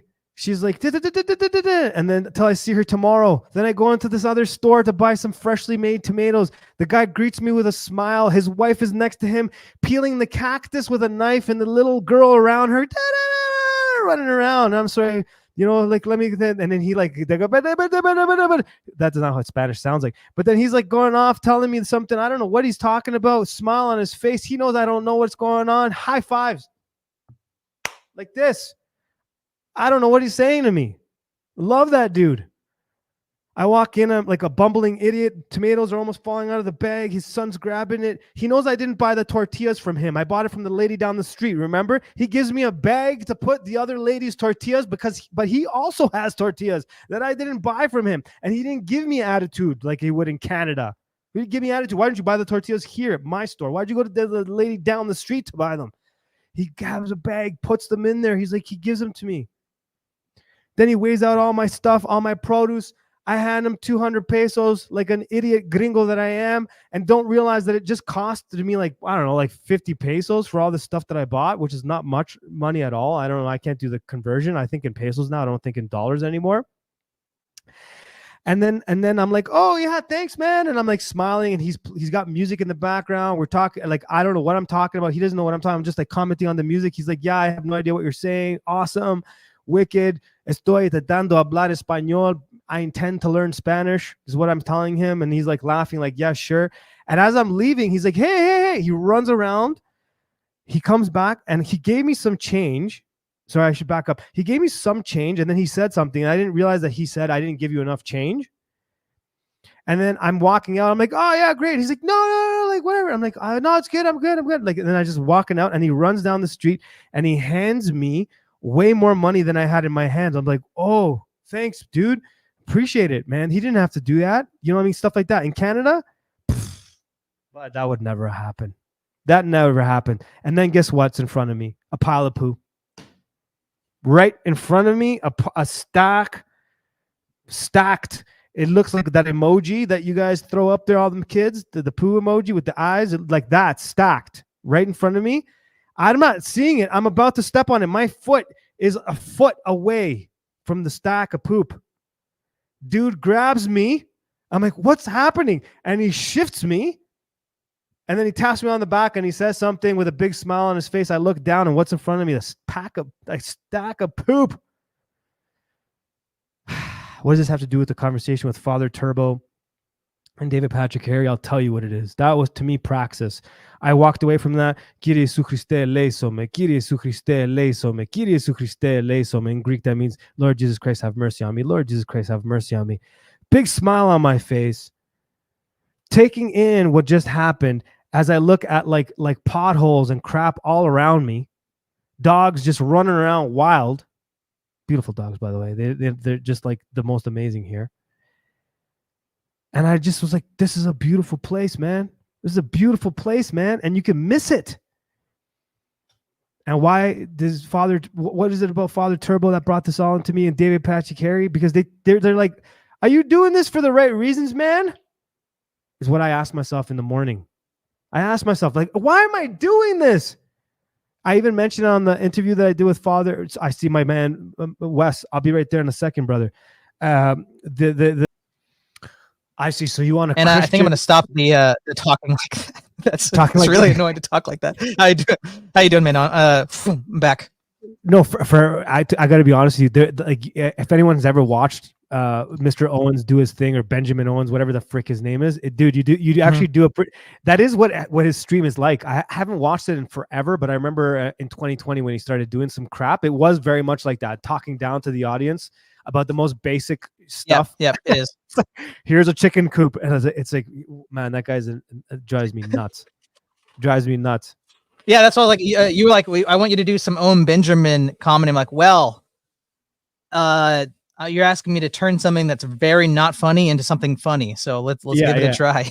It did work. The chat was eating it up, especially those who know who he is. What a retard that guy, dude! Like, gotcha. Man. Well, I thought I had time to help because I read the schedule and just didn't really think about it. I saw 3:00. Okay, I've got probably 2 hours after I get home from work. I'm on the way home from work and seeing that the stream's going like, oh, I'm supposed to be on in 10 minutes. I'm not even home. No worries. Also, because it throws everybody off, because it throws us off because we're Central Standard Time, but because they don't do a daylight saving time in Mexico, it's almost impossible to like communicate with Americans because they have the hour ahead, whatever. So it's retarded. If we could bring that word back, as you had mentioned on your previous stream. Speaking of atheists, oh, definitely. That atheist that you had on, that I had a conversation with that time, he was awesome. What's his name again? Yeah, that's Anson Knowles. So he's been around. I saw him on Jim Bob maybe like a month ago. He went to his first Orthodox liturgy a week ago. Awesome. I think this last Sunday, something like that. That's awesome. But awesome. Yeah, so he had some good stuff to say about it. Anson's really a very honest guy. He's an atheist. He believes in evolution. He's been doing this riff on the transcendental argument for God. He's saying that he can just substitute God for evolution. So I've been calling that his demiurge evolution argument. Because you know what? Because again, that'd be a category error. Well, yeah, it definitely is. But that's the thing is when him and I were talking. Actually, I'm going to take a clip of that and post it because that was actually a very enjoyable conversation. The thing I liked is like he was expecting me to go into the transcendental argument. I'm like, I'm not doing that. I'm actually using some other form of logic because it's played out. And I could see that it threw him for a loop for a minute, and it kind of gave him a shook where he assumed he knew where I was going. That it allowed me to actually have a conversation with him, and he actually thought about what I was saying. So it was actually he was a pretty good. Now that he's attending Orthodox or starting to be curious enough to go to a church, that's pretty awesome, man. That's pretty awesome. Yeah, it's dope. It's dope. And he and my Calvinist friend went to the liturgy the same weekend. So glory to God. Look at you, man. Glory to God for sure. And I'm sure you had a lot to do with that for sure. That's one thing I like about your stream. Say that again. Yeah. Oh no. I was just gonna self-deprecate. It's okay. No, why? What on what? Self-deprecate how? I mean, I wouldn't assume that I've done much if I'm being honest, but I'm just hosting platform people can come talk. Can I be honest? Yeah. Okay. Well, I would say one of the reasons why I like working with you. It is, but I'm asking because, you're gonna. I think you should give yourself more credit than that, because one of the reasons why I like your stream, one of the reasons why I like working with you is there's you definitely have a level of humility and honesty where it really comes across, and I like a lot of some of the interviews you had with that. You had an interview with that dude. You guys were talking about evolution, the Jewish guy, Socrates or whatever his name is, whatever. Yeah. He said a few things that annoyed me, but whatever. I like the way you dealt with him because I know how you feel about certain subjects. I know your argumentation style, but you held it back to allow yourself to have an open conversation. Yeah, definitely.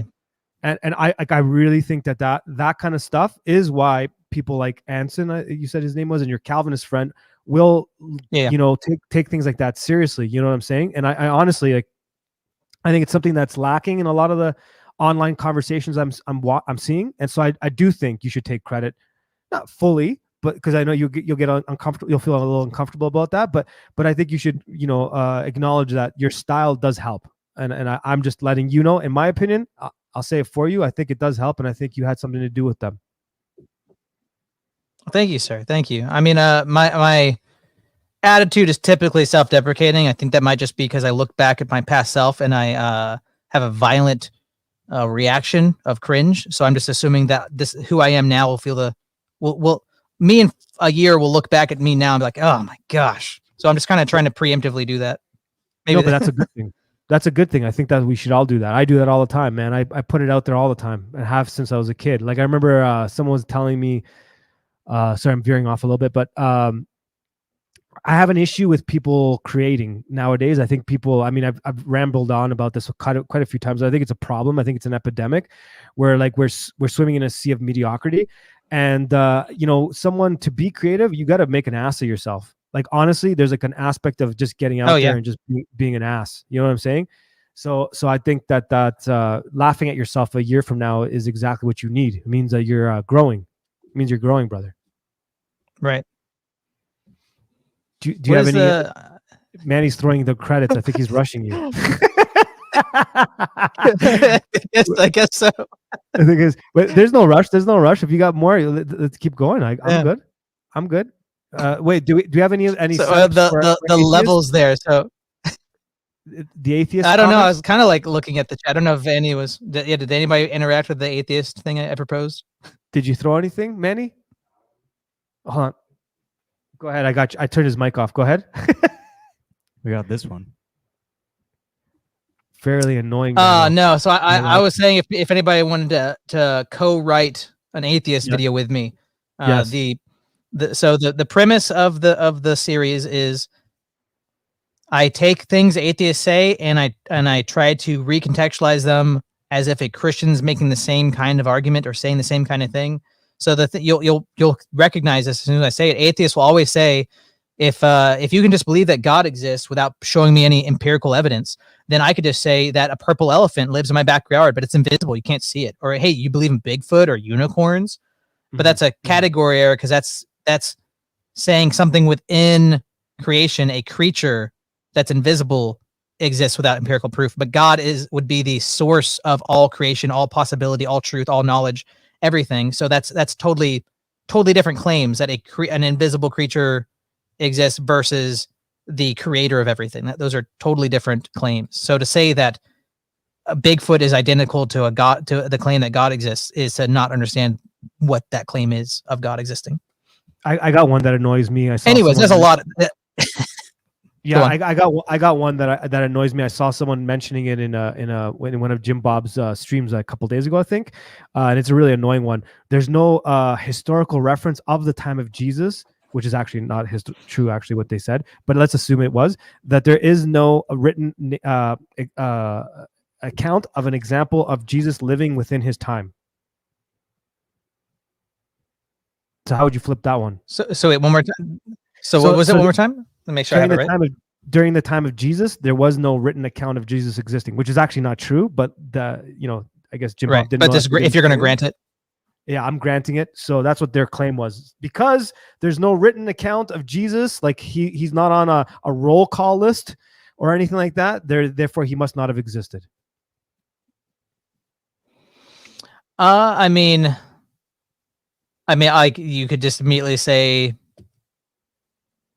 especially the fact that there is that actual written claim, or sorry, there is actual evidence of Jesus existing. You could even try to play with that and just say something absurd like that.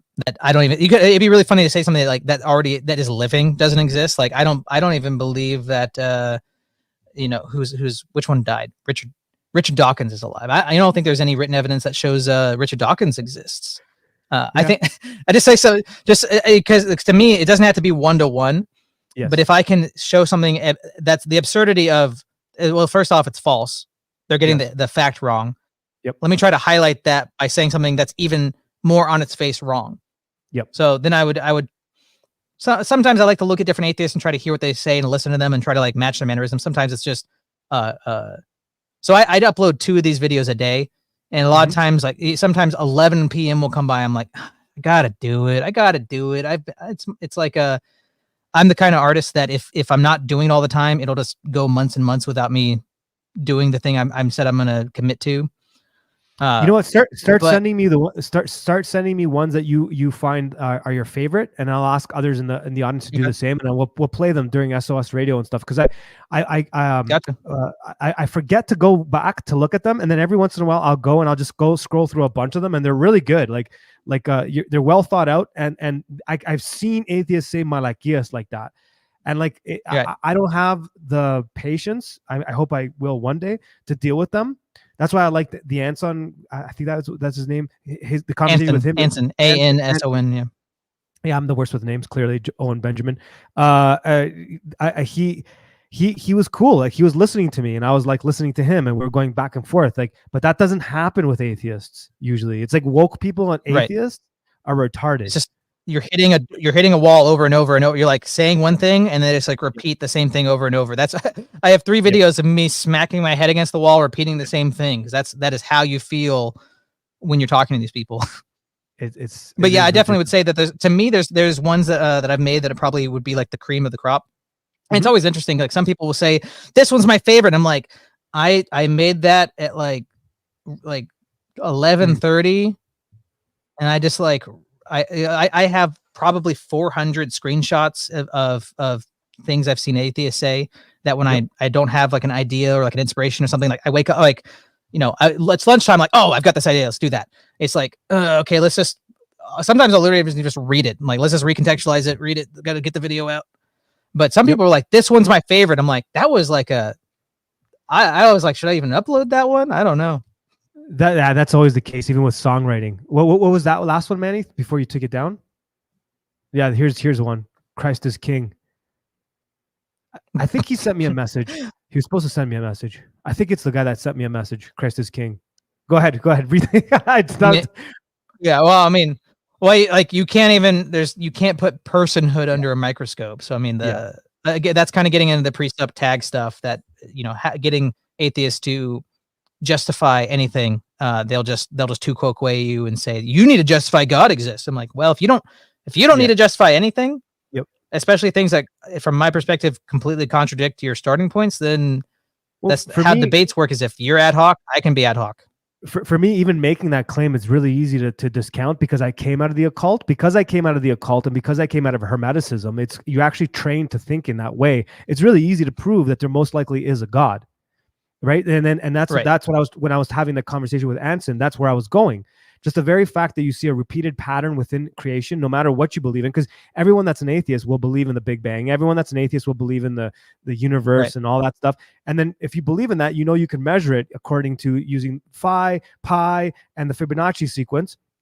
So therefore, all this kind of stuff, it's like really easy to disprove. So I get annoyed because when I do bring that up to an atheist, then they start to like go, I'm being philosophical. But then when I ask them to explain evolution, by the way, they understand evolution, they're applying the same malakia, but they're not even showing me evidence for it, because they can't show that there's macro evolution and micro evolution. They can't see that they coexist. They can't, because they can't. Anyways, now I'm going off. Right.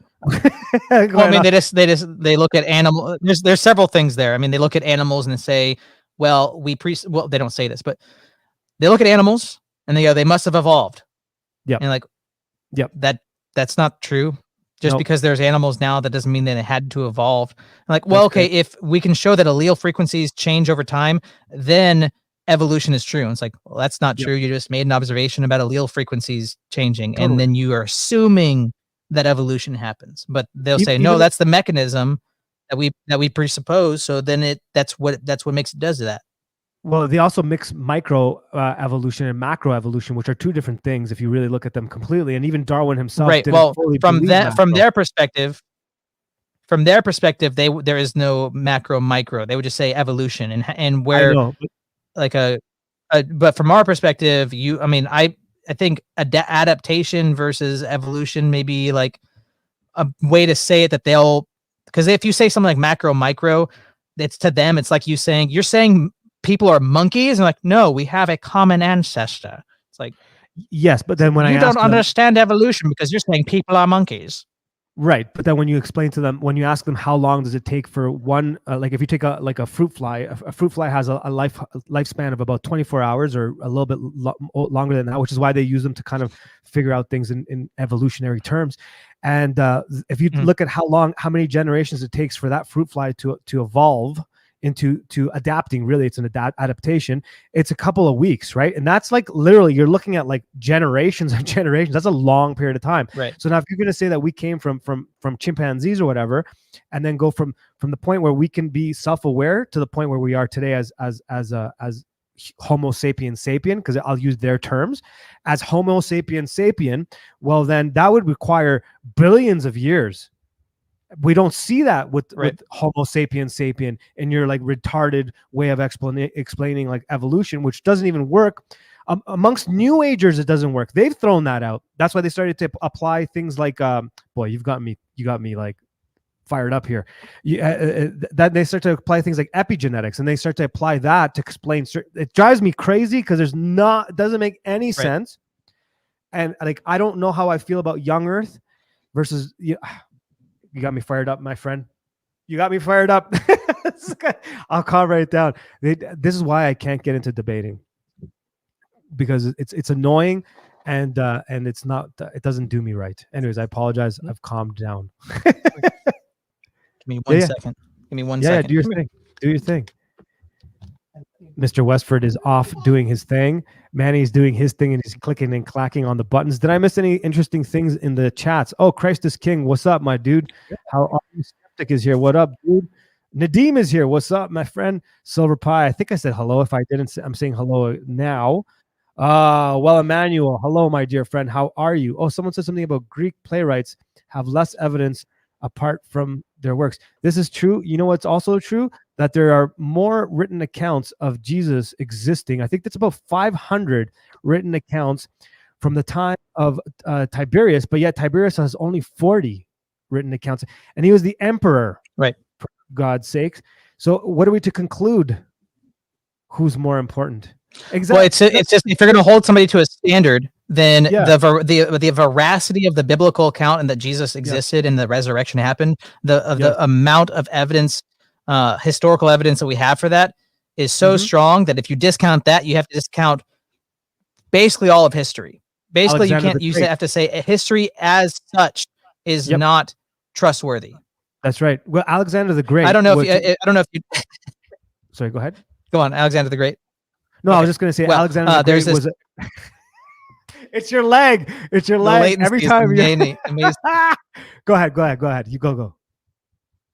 I don't know if you know who James Newfield is. He's an atheist that hopped on my channel when he did a debate thing with Jonathan Pajot, but his argument against Christianity, I've heard him say it like 3 times now, is okay, do we have a standard for determining historical facts? Yes. Okay. Then would the institutions that we have utilize that tool for discerning historical facts? Yes. Okay. Then they put the historical facts into textbooks. Therefore, Christianity is not. So also, Christianity is not in those textbooks as historical facts. Therefore, Christianity is not true. It's his argument. That doesn't make sense on many levels, and I'm sure I don't have to explain that to you. Like, right? It's an appeal to authority. It's well, it's also historically if you pay lobbyists to change the textbooks, therefore the truth is changed, history is changed. Well, yeah, but also his statement is not true, and also depends on where you. It's annoying because they believe other things as fact that there's less evidence for. You know what I'm saying? Like way less evidence for. Like when I was getting ready for my my talk with Buck on Hermeticism. I went back and started looking at all that stuff. Half of the stuff that they're calling Hermeticism, and they have no problem referring to that as a historical fact, is all speculative. Number one, and number two, that history was written in secret societies. So if you bring that up as an argument, which I have, they'll be like, "Oh, well, that's because it was part of the secret societies." I'm like, "Yeah, but they could lie to you what a secret society is." And a lot of that secret society information started to come up in the. It's just now you got me worked up again, Wes. Every time I talk to you, you get me worked up. In a good way. Well, apparently we've got 2 minutes whenever that starts to let off all the steam that we've got. 2-minute warning. No, you can keep going, brother, because it's 2-minute warning till after your bit, and then I was gonna be talking with you, right? Right, Manny? Is that what we're doing? Yep. Yeah, that's what we're doing. That's what we're doing. Go ahead. What were we gonna say? Okay, now train wreck. What were we talking about? Evolution. We're talking about Stuff. atheists. We're talking about evolution. It's always a pleasure chatting with you, buddy. I have to say. Yeah, thank you, man. Just to interject. Thanks for Yep. Sorry, Manny's Yeah. saying some. Thanks to David Atlas for his donation. Thank you, Says, brother. Great stream again, guys. I missed the first 45 minutes, but enjoying listening while working. God bless you all. God bless you, Dave. Man, I appreciate it. Off air last time, he sent another 10 for like 2 streams ago, and wasn't able to openly thank you. Thank you so much, brother, for your love and support. Da Vinci Code. Yeah, I can go off on that all day long. Da Vinci Code.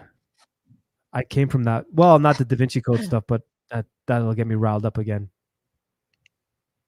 Sorry, were you a symbologist or whatever?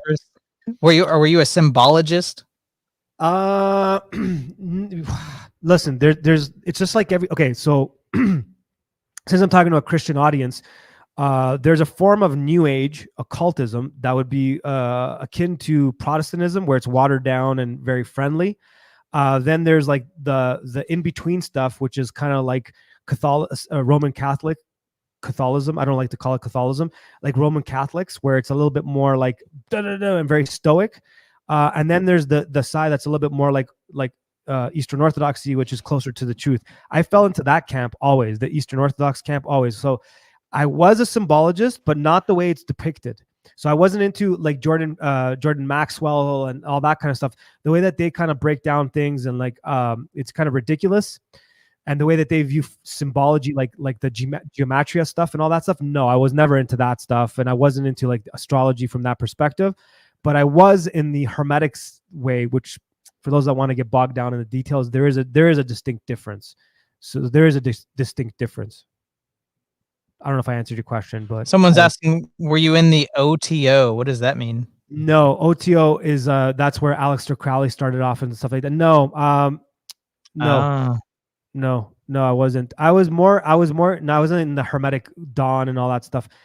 No, Mano, did you ever practice alchemy? Yes, but the problem is with answering those questions is there's like a YouTube Disneyland version of all of that stuff where you have like a lot of like the yoga crystal chicks kind of walking into what they call alchemy. No, I was into like what I thought was more real alchemy, which is real. I think David Patrick Harry and on Royal Path, Cyprian and Father Turbo were talking about the reality of the spirit world and how many people don't really realize how real that is. So if I practice a form of alchemy or Hermeticism, which is where alchemy comes from, that I most certainly know that there's truth to the spirit world, both good and bad, for sure. I've experienced many things that I could tell you are absolutely true.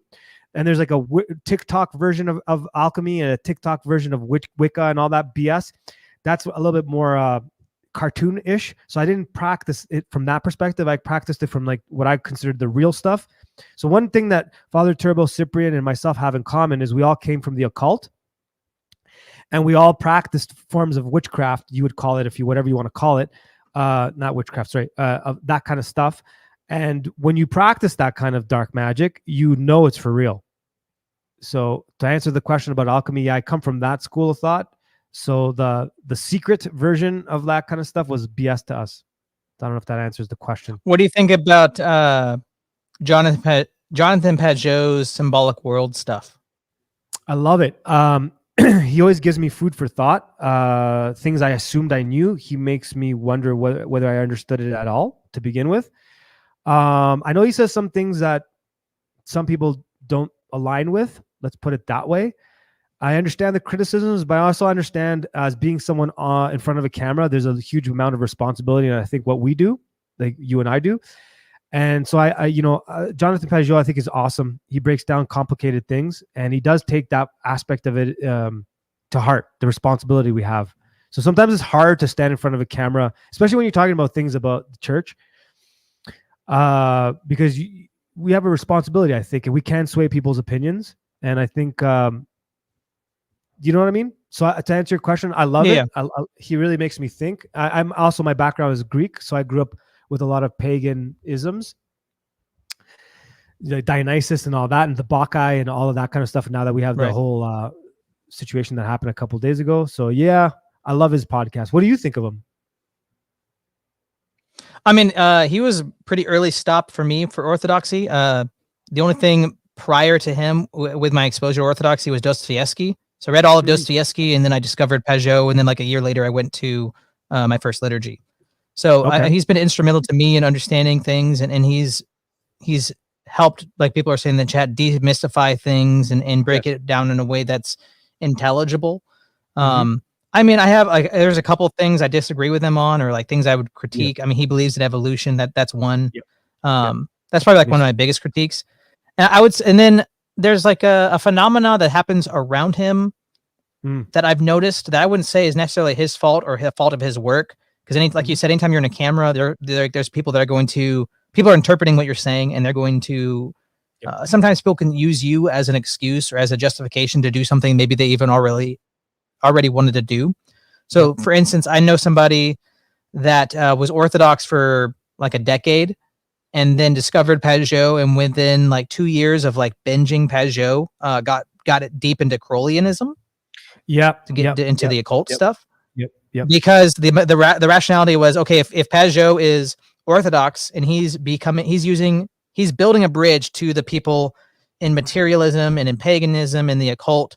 So to show that they're using these scaffoldings, these structures that have meaning within them, that we can use that meaning to help them understand the meaning in Orthodoxy as well, to help bridge the gap, give them a language, give them tools so they demystify things. So that person basically walked across that bridge over into occult land to discover the meanings there. And glory to God, they actually have repented of all that, and they're not into that anymore. But I mean, yeah, there was a while where were they Greek? No, they're not Greek. No. Okay, no, because they were a convert, but they'd been Orthodox for 10, 15 years or something, and then were drifting away from the faith, getting into deep occult stuff. Well, yeah, because like that's the thing, is that's really easy to make that. I'm really happy I started there. Well, I started in Orthodoxy, and then I went into that world, and then I'm over here. So I kind of know a lot of the arguments that they're going to give, and a lot of the BS arguments, like even Saturn, saying Saturn is Saturday, is Saturn worship. That comes from Jordan Maxwell and is like that. But meanwhile, it's the Greek word for Shabbat, which is like Sabbath on a Saturday. It doesn't come from that. Right. Like these kind of things, and they'll use these pagan examples and say, well, there's 12 gods of Olympus, and there's 12 of this and that, and there's just a 12 and a 12 and a 12, and and all that stuff.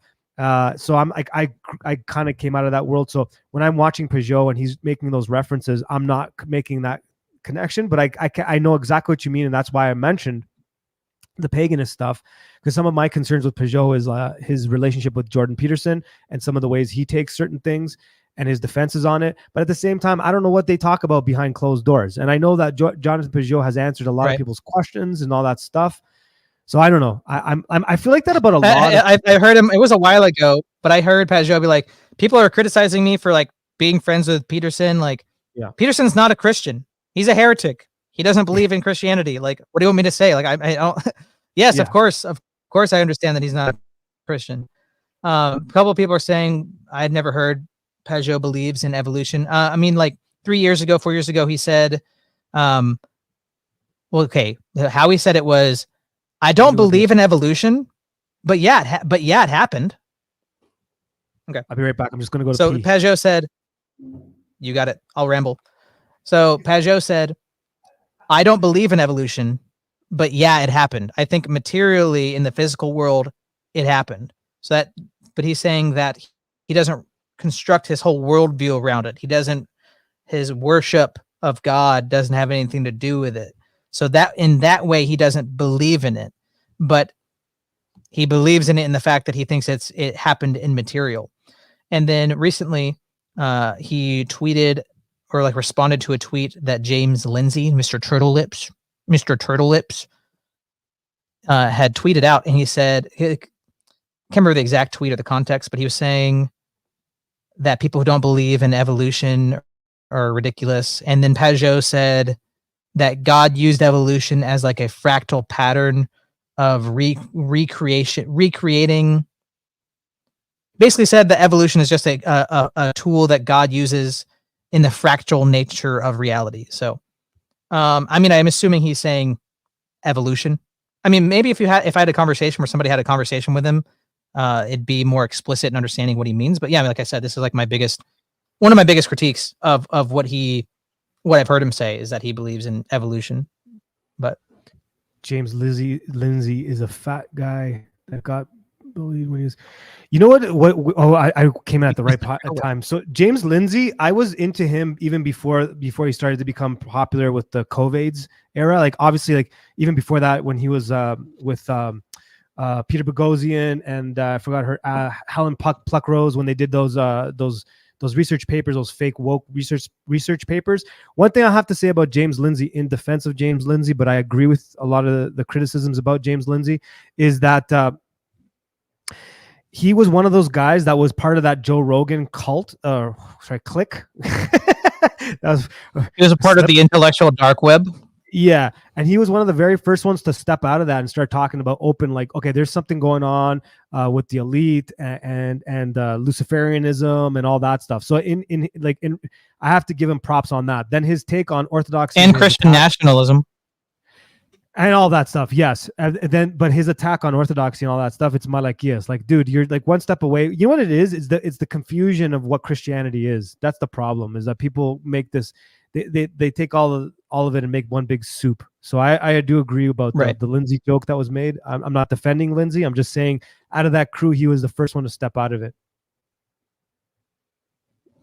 What else did I miss? Did I miss anything while I was gone? Oh, I was saying that James Lindsay, I brought him up because Pajot replied to one of his tweets, and he said that evolution is like the part of creation that God created. That's the regenerating fractal pattern of humanity. He's like, oh, this infinite fractal generating machine has to point to infinite God, something like that. See, that's so for because I came from the Hermetic background. The funny thing is he has a bunch of lectures like critiquing the Hermetic background in Gnosticism, Lindsay that is, and he's accurate in his breakdown. But that example that he just gave is Hermeticism, like what you just said there, and his like what he said about the fractal. That's Pajot. That was Pajot. Oh, that was Pajot. So when you Pajot replying to him, sorry, that's my sorry. Flip it around. That's what I wanted to say. So when Pajot gives that as an example, sorry, I mixed up the names. That is exactly what I was trying to talk about with Anson. That's kind of so when he's talking about fractal patterns and all that stuff, he's talking about the phi ratio. He's talking about Fibonacci sequence, all that. That's what creates the fractal patterns, the Mandelbrot set and all that stuff. That does show and reflect like that there is an all mind. And then the Hermeticists would call that the all mind that permeates and penetrates all things. But to us as Orthodox individuals, we clearly know that's God because we have we have a living, direct God that you can have a direct communication with, which eliminates the whole concept of the all. The problem is, sorry, this is what I meant. I mixed up all what I said earlier, is that Lindsay talks about Hermeticism and doesn't realize that his description of God is Hermetic. He'll view it as the all. He'll agree with the concept of the all. The difference between Pajot and him is Pajot will identify it as our God, the triune God, the God that is a personal God, that's a living God, versus the way that Lindsay is trying to describe all this bullshit, which is Hermeticism. And his critique of Hermeticism, he didn't even understand. And I apologize for saying shit. Got me fired up again.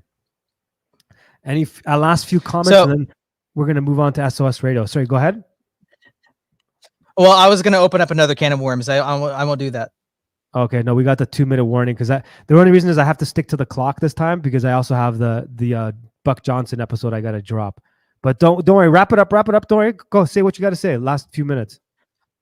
Okay, quick lightning round. If you were going to talk to Anson again and he was going to do his transcendental argument as evolution, so instead of the transcendental argument for God, it's evolution is the preconditions for knowledge. Evolution is simplicity moving to complexity. Non-life eventually gets complex enough to become life. Life emerges through evolution. Evolution is the precondition that allows knowledge to be possible. What would your critique of that be? Oh, so you don't want to joke, you want for real. Well, that's ridiculous because you don't have a starting point. It's where I was trying to go with him to begin with. Who's the prime mover? Like I was using terms he'd be comfortable with because like I wasn't going to say for me, I know who the prime mover is, but you have to have a prime mover. If it was what I was trying to explain to him. If you can see that if I look at a wall and I know humans have built every wall I've ever seen because of the way that the bricks are formed, I can conclude if I walk into a wall in the middle of a jungle that a human built it. When and how and this and that is a totally different question. And that's what I was trying to tell him, that we can clearly see within the universe there is a building block there. So to discount his argument about evolution was then you have to explain to me who was the prime mover that created that first kick to get, and that's why he's like, oh, you believe in the clockwork God. I'm like, no, I'm not a deist. I don't believe in that. I believe that we have a living God who participates in things all the way through, not that just jumpstarts the universe and walks away. So my argument to him is, well, that clearly what you're calling evolution, which I'm calling adaptation, is a direct connection between myself and God, or not for me in my life, but for all of us.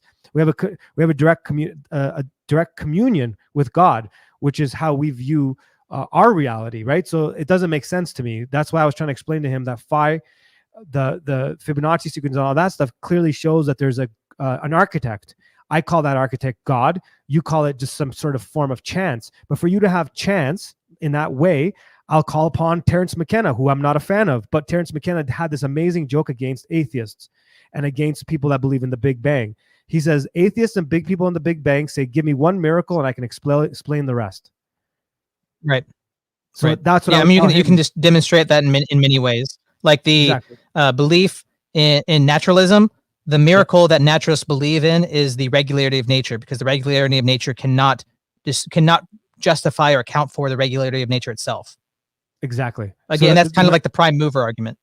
Exactly. So when I was talking with Anson, he thought I was going to go to the transcendental argument, which I wasn't, because he's like, oh, how do we understand words and blah, blah. I'm like, yeah, that's been played out. It's as simple as you see the phi ratio in your body and all that stuff. Oh man, he's giving me this. Okay, I gotta call it quits. Well, I told you it was a can of worms. Well, I honestly enjoy having conversations with you all the time, brother. We'll have you back on again. Of course, you're in the rotation of the board no more rotation. All right, brother. Thank you so much. Sir. If you need to kick my ass in gear and try to write more jokes or something, just let me know, because I felt like I was in school and I had a deadline is good, and I especially because of the fact that the show is starting and I was on the road trying to get here, so I definitely felt like I was running to class, trying to get my homework done or something. Well, I have a homework assignment for you that I'll be sending to you in a couple of days. So I love the fact that you're good with this, because that was something I was talking about earlier, is that we want to develop artists that we see a lot of potential in, and definitely see a lot of potential in you. So I'm happy that you didn't take it in a weird way where I'm like, hey, I think you should do this, which is also what you wanted to do anyways. I'm just encouraging you to do what you want to do. Right. Okay. So I'll give you another homework assignment. Expect one in the next coming days, I guess. I have one in mind already. All right. Adios, brother. Love you, man. I look forward to hearing my new mission. Awesome. You too, man. Have a good one. Love you, brother. All right, everyone. That was obviously Mr. Westford. You guys all know Mr. Westford. Hello, Manny. How are you? Vany, how are you? Good. Do you want to put? I love that you put me in check. You're like, dude, this is taking too long, and you gave me the. Yeah, we're actually quite behind. How behind? We were supposed to start SOS like 45 minutes ago. What? I think. Really? Is my math wrong? Well, hold on a second. 44. Are we that far behind? Yeah. 45 minutes ago, we were supposed to do SOS. Yeah. Oh, wow. Hey, guys, I don't know if I should just jump to should we speed things up then? Like, should I do an SOS? Okay, everyone in the chat. Can I put this to the vote? Let me check with the yeah. Let's put this to a vote. Okay, everyone, we're going to put this to a vote. What we were going to do is we were going to do a quick, fast SOS radio. For those of you that don't know what SOS radio is, I mean, come on. You should know what that is. But anyways, we were going to do a fast SOS radio, an episode of Orthodox Music Only. Do we do a fast one and then get to the Buck Johnson interview where I talk about Rancid and a bunch of other really cool stuff. Or do I skip it, or do we do a really fast SOS radio? If we do an SOS radio, it'll be like a 15-minute. I don't know how I'm going to pull that off. 15-20-minute SOS radio, and then do the Buck Johnson interview. sorry. Or do we just like what do we do here? What do we do here? Do we do the Buck Johnson thing and skip SOS radio, or do we do SOS radio?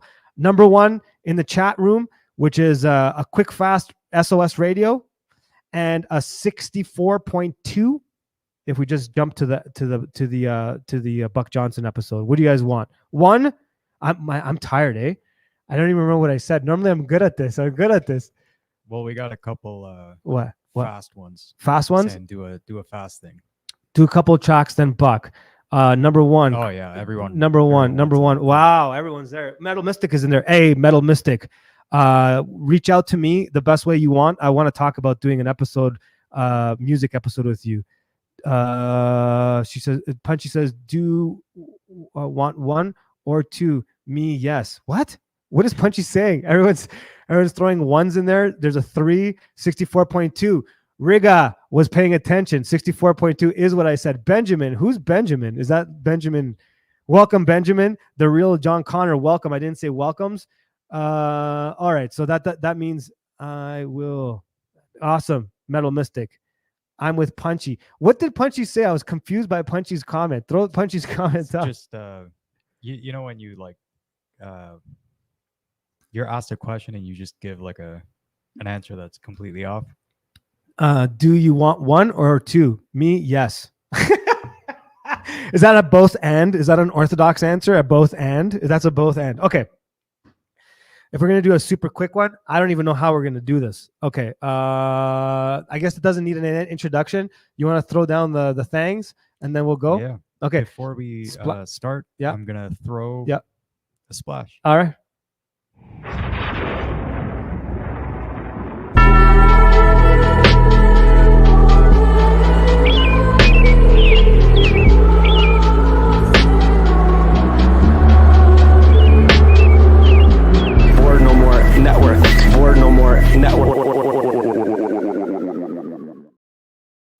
Shout out to Post Fitum for that.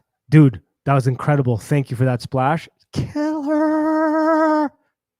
So is that the intro to the show then? No. This is go!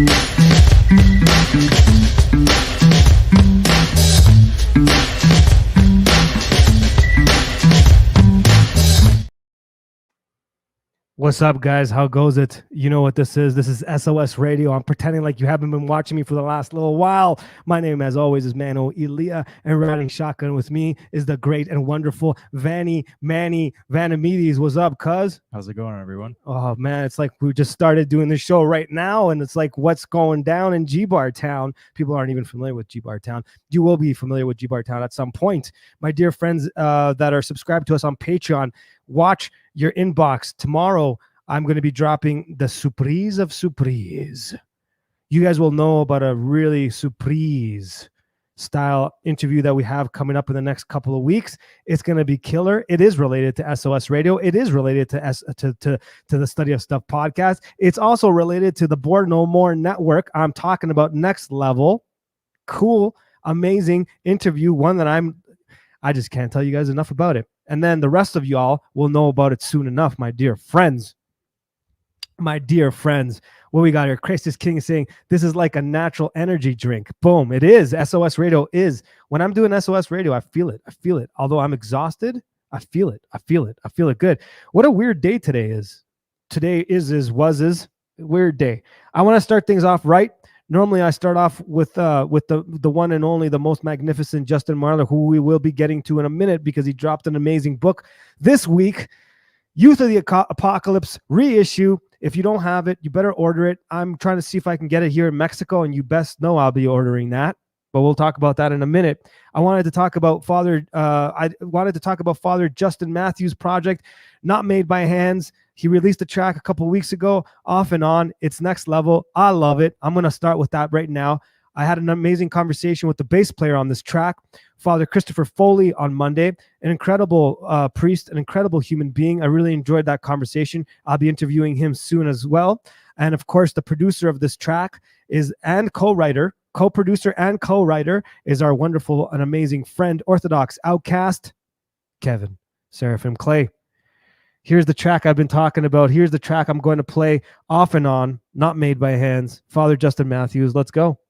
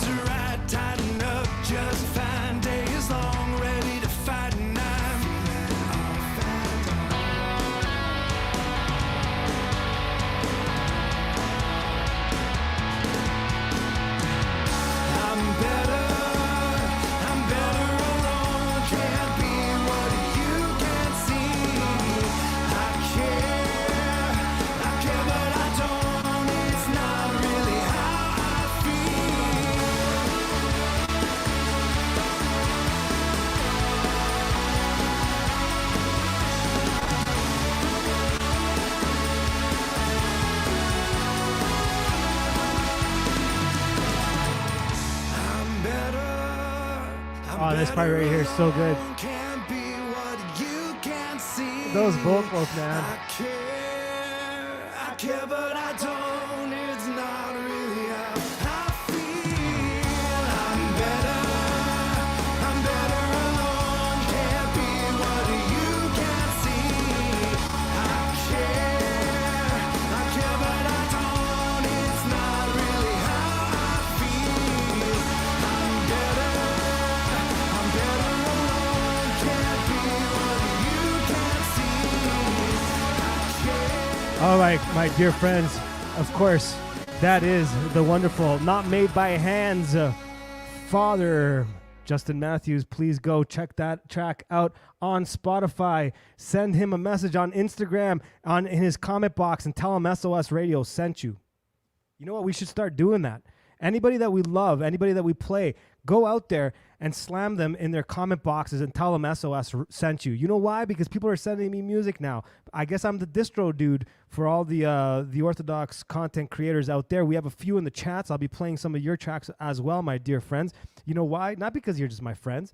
Not because of any of that. Not because you're part of the community, because you make awesome music. You make awesome content, and we need to support that. Again, reach out to us if you make stuff, if you write stuff, if you just want to chat. Throw that comment, the email in the chat, Manny, for anyone that wants to do things. Tatiana's in the comments, in the chats. What's up? I'm working with a possible project with Billy. I really dig in Billy's music. Billy is Tatiana's husband. I think it's okay I say all that. If it isn't, Tatiana, tell me to stop. But I already said it. He's a great musician. I like a lot of his content. I like a lot of his music. And that's the kind of stuff I want to support. I want to support good stuff like that. I want to support good human beings, but not only just good human beings with good taste in music, good taste in art, photography, in creating community. Reach out. All right, we're going to keep things moving. Speaking of which, not because he's my friend, digital friend. I'm viewing you guys all as digital friends, not because he's my digital friend. That's not the reason why I'm going to play his music. Not because he helped us out with some of the artwork you just saw. Not because of that at all, but because this is an amazing song. This is an amazing producer, an amazing artist. Our dear friend Post, feed him. Let's go. If you don't know who Post is, go follow him on Instagram and let him know we sent you. This is his track. Lessons from the other side. Not believing anything I haven't tried. I've been focused on anything but my own life. Tons of pressure crushing my brain from every side. I hear the rain pouring. I'm beginning to like that sound. Cause on the dark days I pray to carry me through. I'm giving out warnings, cause heaven knows I've been down. And he won't leading me away from the truth.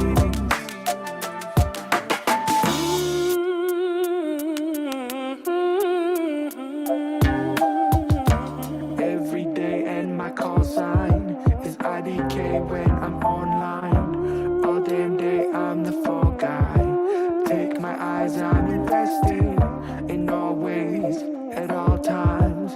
I'm here until I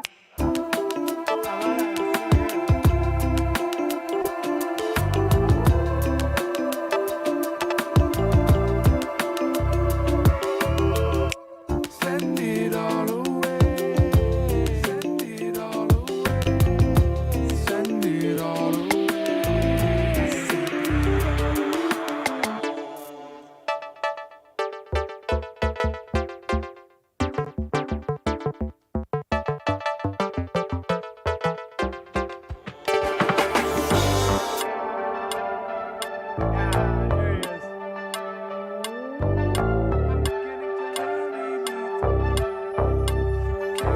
Giving out warning, giving out warning.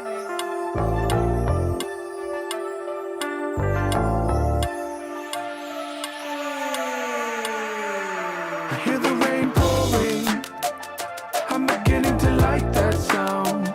Cause on the dark days I pray to carry me through. I'm giving out warnings, cause heaven knows I've been down. And he won't leading me away from the truth. Yo, everyone, that's Post. Hit him up on Spotify. He's in the chats, but let him know on his Instagram that we sent you. Yeah, man, that's a badass track on many levels. Like, I don't even know where to begin on it. The production's sick, the bass line's sick, the groove is sick, the breakdown is sick, the little space in the middle, man, you just placed it out perfect. And I'm not just saying that because you're my bud. I legitimately play things I like. You know what I'm saying? Let's put it this way. I was talking to a priest, and he suggested an artist. And I'm like, I love what they have to say, but I'm not a fan of the music. And I won't play it. And well, maybe I will play it, but I'll let you guys know how I feel about it ahead of time. So what I'm trying to get at is Post. I played that because that's sick. That's why. That's the only reason why. And then it's just, you know, it's just a little bit of a bonus that you're not a jerk face, that you're a cool dude. That's just a bonus, man. That's just a bonus. So anyone in the chat, go support our dude. All right, let's keep moving. Let's keep moving along. All right. So back in a couple weeks back, our dear beloved Father Turbo sent us a track that I've been playing quite a bit. I play it every time we have Orthodox Radio.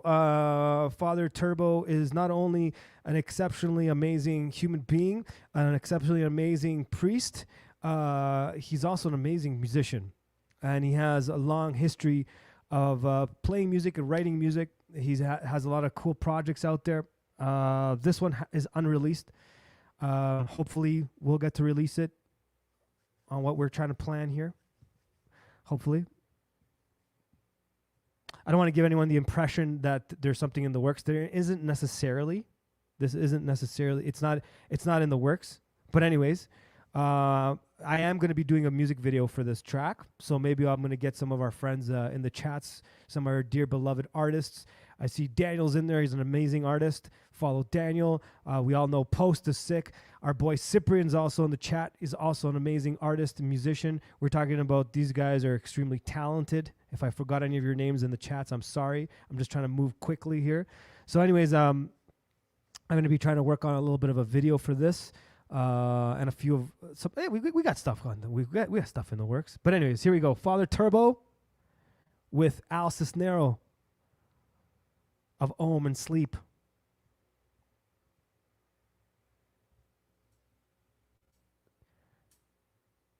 This is an awesome track. If you haven't heard it, I mean, come on. No, you can't find it anywhere yet, but hopefully we'll change that. So for now, only on SOS Radio, Father Turbo and Al Cisnero.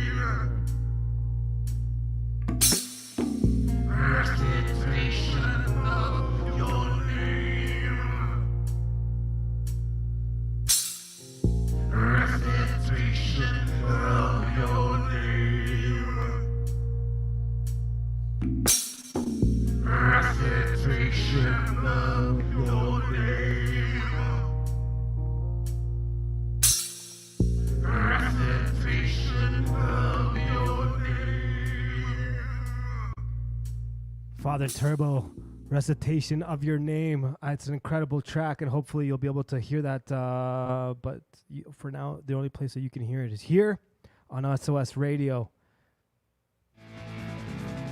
Always got to do this one. Here we go. Justin Marler, The Quick and the Dead.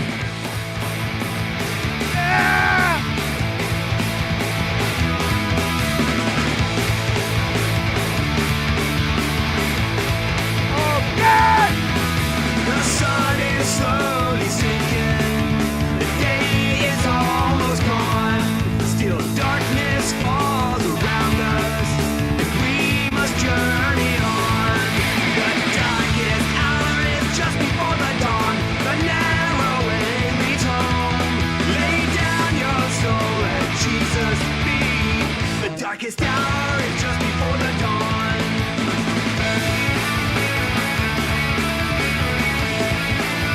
So good, so very good.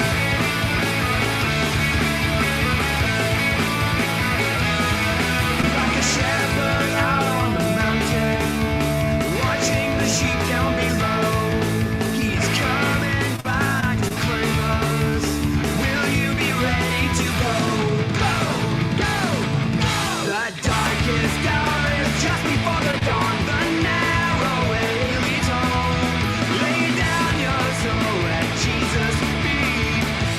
darkest hour is just before the dawn.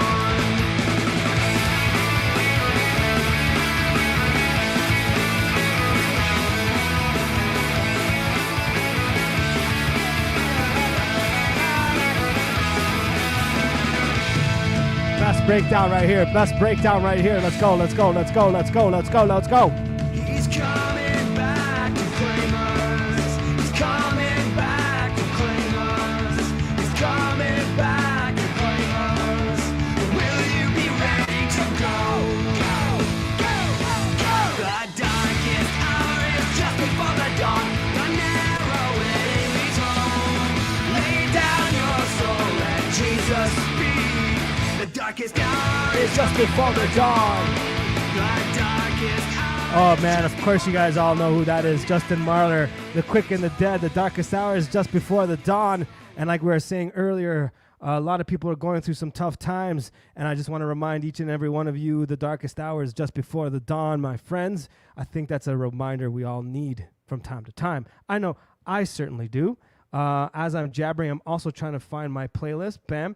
All right. So let me just give me a second here. Let's talk a little bit. Let's talk a little bit before we get to the Buck Johnson interview thing that we did, the little video we shot about Gelman Street. And of course, Justin Marler came up in that conversation because Justin Marler came out of that music scene.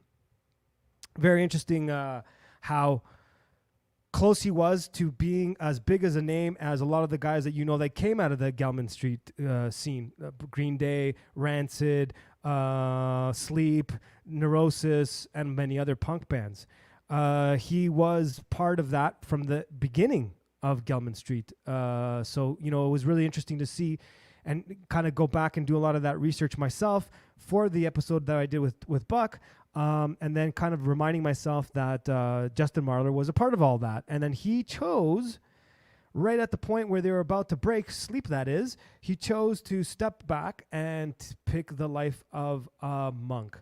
And he gave up the life of a punk. And around shortly thereafter, he wrote a book called Youth of the Apocalypse. I believe the original release date of that was 1995, if I'm not mistaken. Manny, if you could do me a favor and just check that up, that's accurate. I believe that's when it was released, printed, the first printing. And if anyone's ever checked out that book, it's an incredible book. I have not read the reissue, which was released on Monday, of Youth of the Apocalypse. But I think it's a book that's completely necessary in our time today. It was updated to fit a lot of the information a lot of the world has changed and since that book was originally written in the 90s. And, you know, the spiritual warfare is way more intense. Nihilism is at a peak. So a book like Youth of the Apocalypse is extremely necessary. So if you haven't ordered your copy, or if you're interested in finding out more about it, visit Justin's website. Manny will throw that up in a second. I just asked him to check out that it was 1995. It was correct, 1995. Awesome, I got that correct. And if Manny would be so gracious enough, Manny, to throw in the website, boom, he just did that. Bam, for anyone that wants to order it. Justin Marler is a key reason. A lot of people, I mean, he would not maybe feel comfortable with me saying so, but I'm just going to say it, and I don't think anyone's going to disagree with us. All of us that agree with this next statement, he's a big reason that a lot of people have found orthodoxy. There's a big reason why a lot of people in the punk, I've interviewed now many people about the subject of from punk to orthodoxy, the pipeline, whatever you want to call it.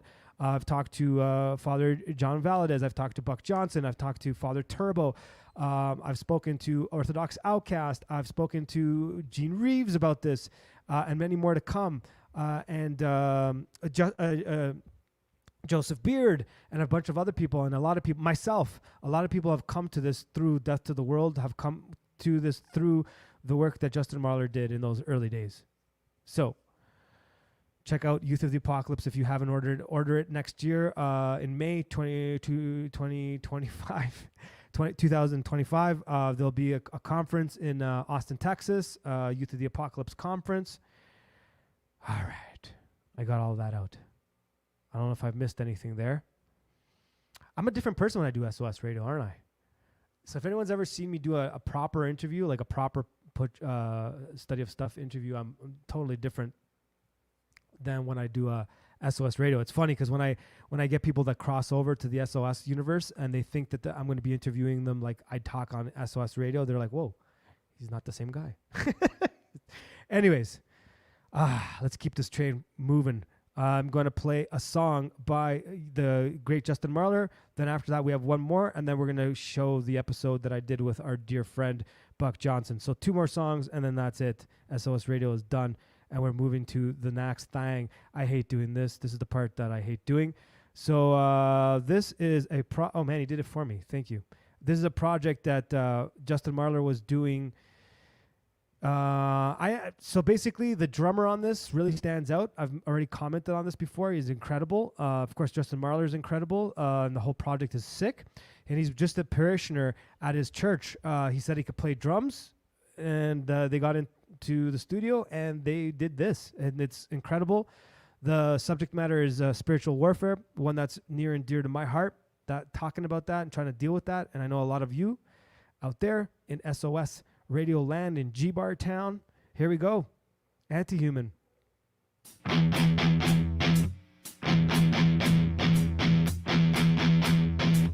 hope that's loud enough. I feel it watching. I feel it waiting. I feel it wanting. I feel it moving. I feel it crawling. I feel it crawling. I feel it crawling underneath my skin. It starts to weaken, and it runs within. The sickness grows, thought and feeling. Self-destruction seems so appealing. And I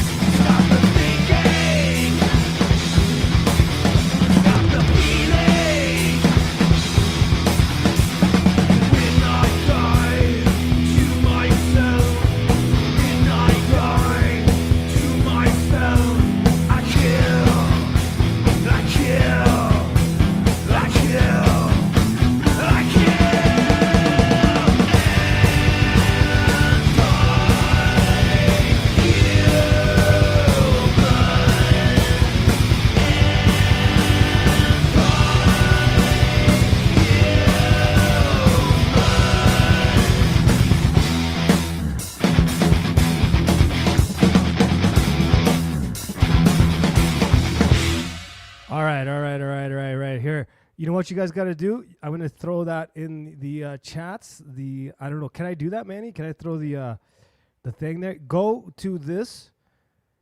All right. And tell them, do me a favor.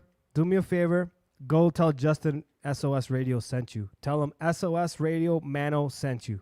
All right. You guys ready? Do this for me. Support our Orthodox musicians. Everyone that I've played so far. Well, not so everyone. They're all Orthodox musicians. They're all incredible. They're amazing. go send this to Justin Marler, and just go into the chat comments and tell him SOS Radio sent you. Bam, there you go. Boom, it's in the chats. It's in the chats. Go do that thing. Go do that thing. All right, we're gonna do one last track. I'm trying to find it. That's the trouble, because I'm trying to do this this thing. Manny, can you look up what I'm looking for? Sure. But I don't want to say it on air. So I mentioned it earlier. Hold on. I'll put it in the privates. I don't know how to spell it. Do you know what I'm talking about right there? You know what I'm talking about, right? Yeah. You know which one I'm talking about for real, right? Yeah. Awesome. Manny knows. All right. Then after this, we're gonna play the episode that I did with my beloved dear friend Buck Johnson. We did a talk. We talked about Rancid. We talked about all them things. We talked about Rancid. We talked about Gilman Street. We talked about Operation Ivy. We did a bit of a commentary sort of breakdown of an outcome of the Wolves. We commented on the youths out there that don't know what they're talking about when it comes to like punk rock and stuff like that. Maybe on Sunday I'll show you guys what the youths them thinks punk rock is. It's a joke. So I hope you guys all went to that track, Anti-Human, by our dear friend Justin Marler, and I hope you said hello from SOS Radio. Let him know that we got his back over here. All right, my dear friends, this is going to be the last track, and then we're going to come back and then go back into the episode I did with our dear friend Buck Johnson. Now I end every SOS Radio with church type music. I always suck at saying them in English, but like a liturgia type of song. Now, because out of time, I'm not going to do that exactly, but I'm kind of sort of going to do that. And at the same time, I'm going to definitely support yet another amazing Orthodox musician, yet another amazing person in our community. And he better be sending me some new music soon, because I'm itching. I know he sent me a little sample of something. He sent me a sample of something. And I want more of this. Anyways, there is a children's choir singing, so it is kind of like a luteria. Let's go, Manny. Hit that shit. Oh, I shouldn't say that. Sorry. Hit that stuff.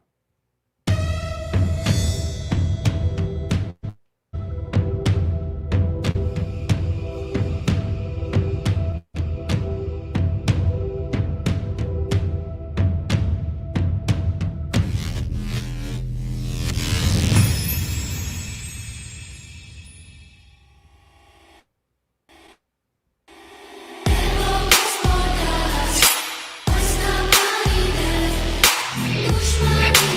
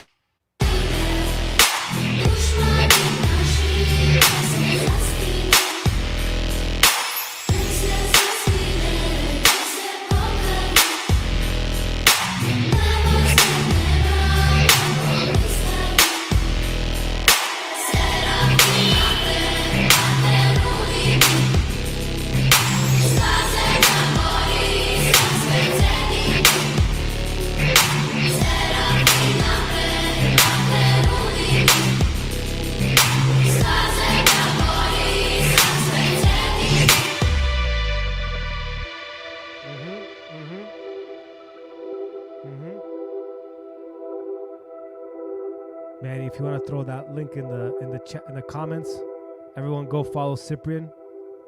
Go tell him the SOS Radio sent you. My brother, that's a sick track, as you already know, as everybody in the chat has told you. So that's like the beautiful thing we're trying to build.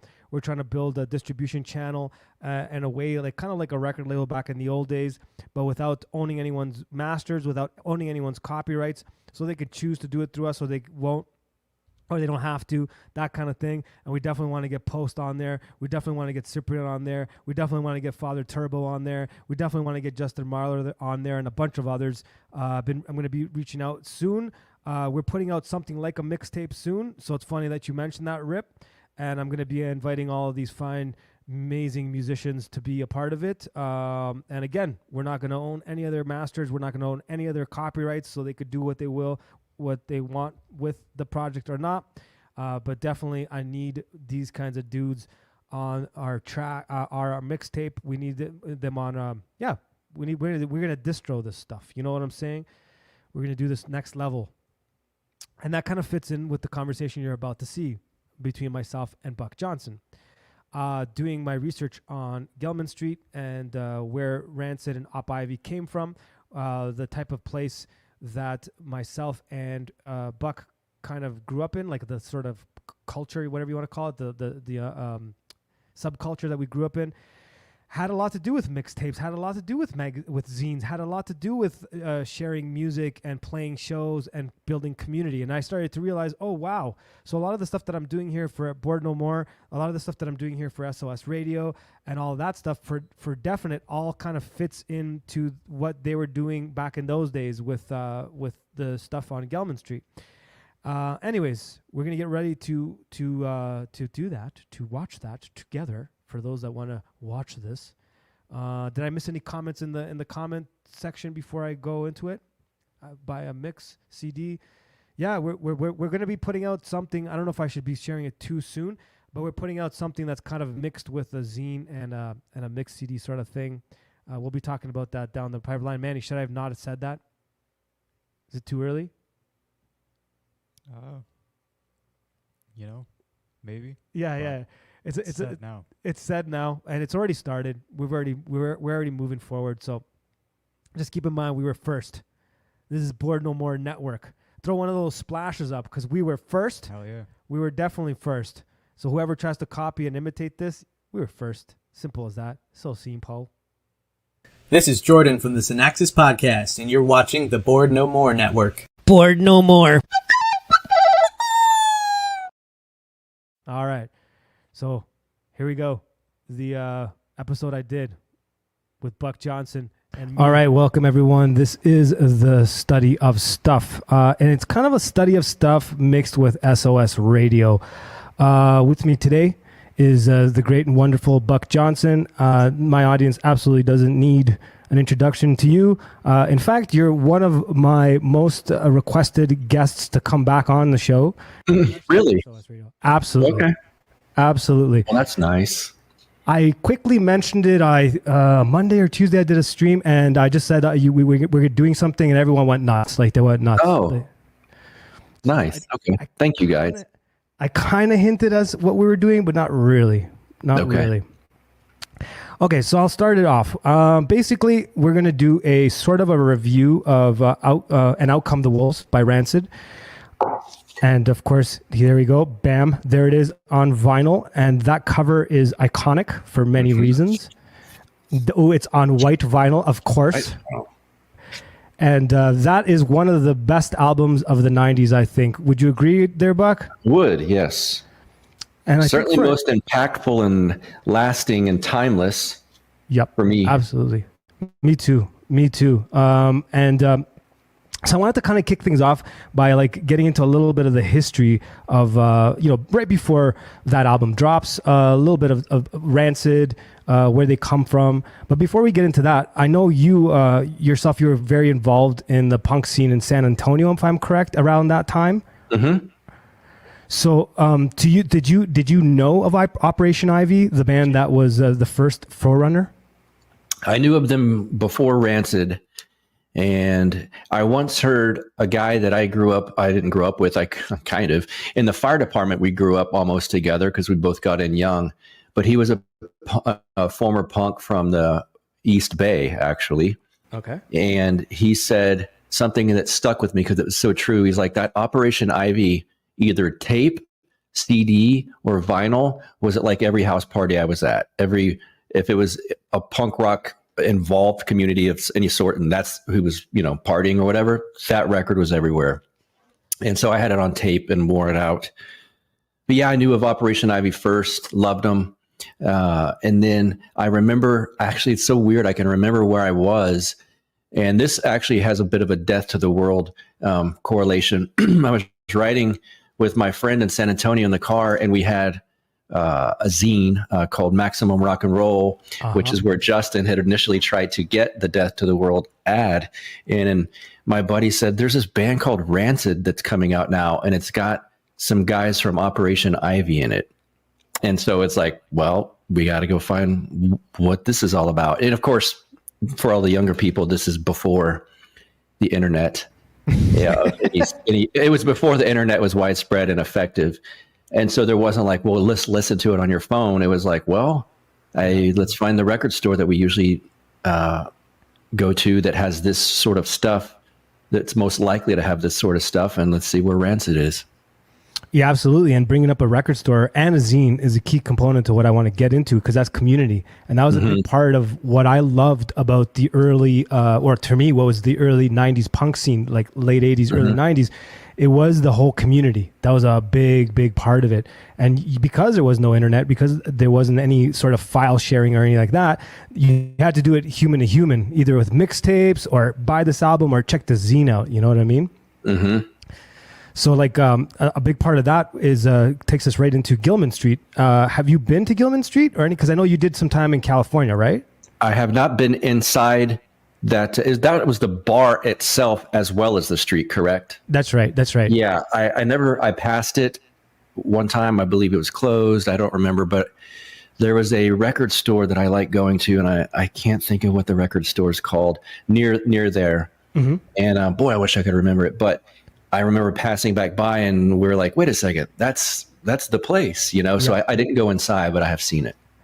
Yeah, it's quite the history, that place, because I'd forgotten a lot of this punk history. So I was like just kind of doing some research, looking into some stuff, because it's been years, right? And I didn't realize like how much of an impact that place had on the music scene to this day. Mm-hmm. And like kind of like doing a little bit of a deeper dive, especially in the beginning. The whole concept was, it was kind of like an art co-op, where people would just kind of go and like share ideas and share art. And there was a distinct difference between that scene and a lot of the other scenes, especially the San Antonio scene and the scene in LA, the scene in Berkeley. They were extremely violent. And I remember when you were on my show, you described some of the violence. And at Gelman Street, there wasn't that. It was more about like just trying to like kind of group together and create community. And I think that kind of reflects in a lot of the bands that came out of there. Were there a lot of other bands that you liked outside of Rancid or Op Ivy? So there's you may have seen it, but the people listening, if this interests you, this topic, there's a great documentary. I want to say it's on Netflix, but I'm not positive. And I don't even remember the name, but it's basically about East Bay punk rock. Turn it around. Is that what it's called? Yeah. And there's a pretty good feature on Gilman Street and that whole scene. Yep. And outside of Op Ivy, of course, Green Day, I was a huge fan of. I still like, not to sound old, but I still like their early stuff. Rancid, Op Ivy, Green Day. There was a band called Crimp Shrine that I liked some of their stuff too. That's the main, as far as I can remember, I think that's the main stuff out of that particular little scene that I have basically like long term, like I still love. Yeah, that's a thing. Long term, that's a key word. Bad Religion. I know that wasn't necessarily Berkeley as per se, but I kind of correlate them in the same thing. Oh, for sure, because like a lot of them went through there. Even like War played there, and Minor Threat played there, and like it was like anybody and everybody, and it's pretty cool. And Sleep, of course. Yes. Justin Marler came out of that little that little scene. It's a little big scene. You know what I'm saying? So Yes. Boy, I have all these stories popping back in my mind. go for it. But I mean, I don't want to take over too much. No, please I do. saw Green Day, and this will make me sound old too, but I saw them in San Antonio. They opened for Bad Religion, and I want to say it was about 93. And it seems surprising, even to me still, but I witnessed it. I experienced it. It was one of the most violent pits I've ever been in my life. Maybe it's because it was San Antonio. I wouldn't say that that's definitely not why, but it could be. And then it was pretty neat. A friend of mine does sound to this day for Green Day. He's been their sound guy for like 20 years Very cool. or more.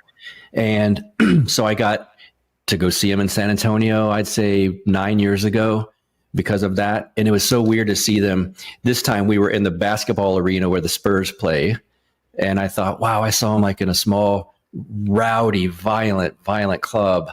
And it was just an insane, like legit punk rock show. And then I'm seeing him in this arena, and there's like kids around me and parents and stuff. And he even said, Billy Joe said something like, who wants to stay up late and not do their homework or something? I was like, oh my God, this makes me feel old, or I'm in the wrong place. And then he did, though, to his credit, say, you know what, we're going to play about a 30 minute set here for your parents. And he launched into all that stuff. Awesome. And I was like, oh, okay, here we are 20 something years later, at least.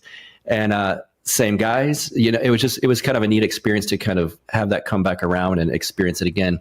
And then I saw Rancid at a pretty violent club in San Antonio called the DMZ. I'm not sure if it's still there or not. Very heavily populated with punks and skins at this place. And I remember they were a 4-piece already, and they were in a van, and they walked by in a tight quarters and into the club that we were at to load their stuff in, and they reeked of just not showering, no deodorant. And I was like, I kind of joked to my friend, like, I think the name Rancid's from the way they smell. Yeah. But I thought too, like, it's the real deal. This is not like pretty boys, coming in heavily made up and all this stuff. Like it was the real thing. And I kind of wrote part-time for a zine. I wasn't paid. It was for fun. I specifically still don't remember this, but I've been reminded by my buddy I'm still friends with. He says I interviewed Tim for that zine. Here. And that's what I said. He goes, how can you not remember that? We sat in that back room when they smelled real bad and you interviewed them. I still don't remember that. Apparently it happened. And my buddy who was with us swears that it did happen. It's just strange that that's out of my memory. What's the name of the zine? I'm going to hunt this down. I'd have to ask him. I should ask him and send it to you because of all people, you would find it. And I remember they had that cover by Blitz out called Someone's Gonna Die Tonight on 45. And I wanted to hear that because I liked the Oi music. And I just kept saying, Blitz, play Blitz. And finally they launched into Someone's Gonna Die Tonight. It was rowdy, crazy, small, sweaty, and stinky. It was great. Sounds like Rancid. And that's the thing that like people kind of like criticize them for like, selling out and this and that, which I would say they're one of those bands that most definitely didn't sell out. I have a different opinion on the word sellout now that I've gotten older and kind of, a little bit more seasoned. I get it. You know what I'm saying? But at that time, I remember people calling them like Clash imitators, calling them sellouts and this and that. I'm like, what are you talking about? They totally stayed on their own. At that time, Epitaph, they stayed independent. They rejected all the money. They stunk. Like when I was at the record label, I remember, when you're at a record label and someone's worked with an artist you're like, what are they like? So I'm like, what's Tim like? And then they're like, dude, he's the real deal. Like he literally will sleep on the ground in the back alley and get up because he's drunk and walk in, do an interview, and then just leave. And I was like, get out of here. And he's a super, super, super nice guy. That's what I've heard. I've heard he's a super, super nice dude. Well, I wish I could remember that. Yeah. Well, I'm going to try to track that down. We'll see. We'll see if I can find that. Yeah. Let's see. So part of the whole Gelman Street, the reason why I wanted to mention that is because the community thing. And I think guys our age that remember that in between punk, like obviously like it wasn't the 70s punk, it wasn't the 80s punk, it was kind of like the leftover of the 80s, kind of into the 90s. We still remember that pre-internet community thing. Yeah. And the reason why I brought up Gelman's and I'm like made a focus on it is because you still saw that with the bands and how they kind of treated each other. And like I looked into your scene, and yeah, it was a pretty violent scene. DMZ is like on like a lot of news articles for violence. Some dudes get Oh, is it really? Yeah. There's a lot of that. There's a lot of that. And then like there was all the skins. And then remember in the mid 90s we had the big neo-Nazi style skins, which made guys like us look bad. Because we're like, you're a skinhead, you're into oi bands, you're a racist. You know what I mean? So this album that we're going to get into in a minute kind of reflects that culture, not the neo-Nazi stuff, but the stuff that we were into, and kind of pushes back on all of that. So before we get into that, let's play some Operation Ivy for the kids to kind of get an idea of where this stuff comes from. We're talking late 80s, and we're talking about, at that time, not a lot of bands were doing ska. You were either just like a hardcore band, or you were just like on the verge of being a pop punk band, or you were veering into metal. There wasn't the ska thing, correct? Right. Yeah. There was second wave ska was in Britain in the mid 80s, early to mid 80s with the Specials and Bad Manners and Madness and the Selector. But the third wave didn't hit. That was the American stuff out of like Orange County for the most part, and then some in New York City. That had not hit yet. It seems like Operation Ivy almost made it okay for some of these dudes. Like, well, I like ska, let's just start playing it kind of thing. Definitely. So obviously I'm going to have to start off with the classic of classics just because it's just so perfect. The sound system obviously reflects everything we're talking about and kind of leads into the band. And we'll jump through a couple of Operation Ivy songs, and then we'll get into some other stuff. But it's just to kind of give the impression, the example of what we're dealing with here. This whole record's so meaningful to me that you said I'm going to start out with the classic of classics, and I'm literally thinking that I don't know which one is they all. I think that's all. Unity, like which one, especially Unity. Yeah. Yes, like, that's what I thought you were going to play. Actually, I'm going to move into that because of the whole skinhead stuff too, right? Yeah. So. And it also shows Tim, because Jesse Michaels, the lead singer, he has his style, and then Tim has that barking, grizzly, growly sort of voice, and it kind of works so well with each other. Like they're just great. Let's go with this one. So you can kind of hear that beginning of what turns into Rancid. Yeah, bass playing. One day that I can't depend on. Sounds just gonna bring me back up. Right. One day that I can't depend on. Try to describe it to the limit of my ability. And there for a second that I've given up what it used to be. Containing music somehow more than just sound. Inspiration comes in twisting things around us. You always know that it's gonna have to go. You always know that you'll be back in the cold. When I'm the budget. I love that guitar tone. Gonna bring me back up, right?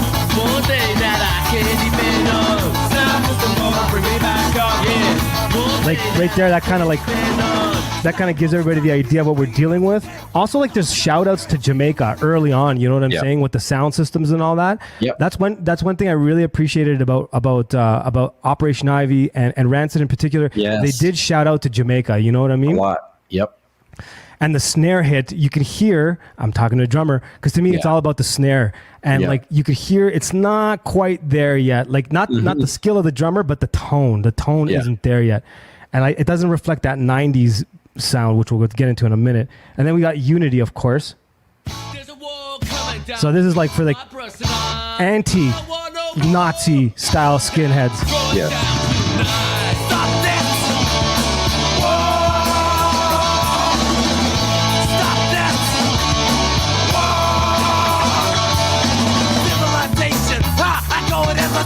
I call this pussy, you know, I still cannot believe it. Our evolution now is on the way of aid. A world evolved, resolved into a stupid pain. Stop this! Whoa! Stop this! Whoa! It gets me excited listening to stuff. You're so right. Every party I went to, from like 1990 to like 97, they've always had this album. It's so true. It's so true. I never thought about it that way. But what kind of memories does that song bring back for you? Because you mentioned that's what you thought I was going to play. Yeah, it's funny. I don't know what it's on, if it's the record cover or something, or maybe the fold out from the tape, but there's a picture of someone's back. I think it's Tim, and he's got this jacket on, and it's not a flight jacket, but there's a cloth version that's like a flight jacket. They're based in the Bay Area, and I cannot remember the name of them, but it says Unity in Old English on the bottom of it, or somewhere. What comes to mind is I did this exact same thing. I had That's a awesome. jacket, had someone stencil it in the exact copy of that. So how old? Oh, I guess we're the same age. So we're talking about you were into it in 89, 90? 91, I would say, is by the time it got to San Antonio, and, again, pre-internet, by the time we figured it out, it was because I had gotten into the specials and Madness, and then somehow we got to Operation Ivy through that stuff.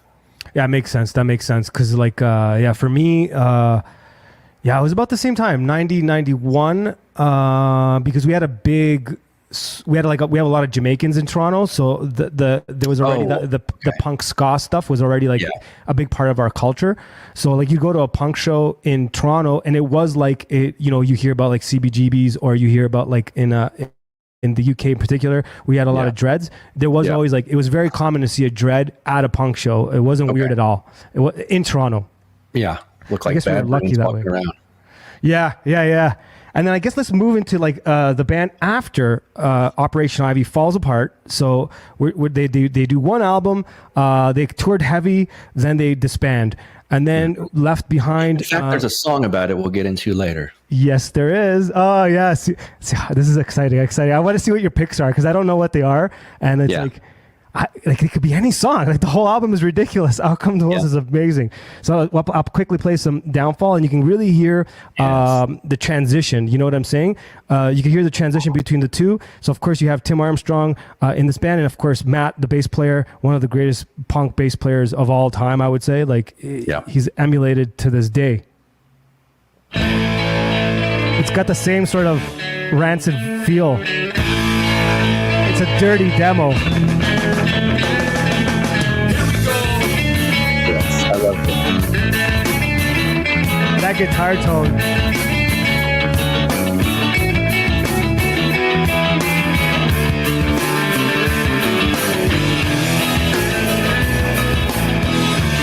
There's a snare hit. The sound is getting there.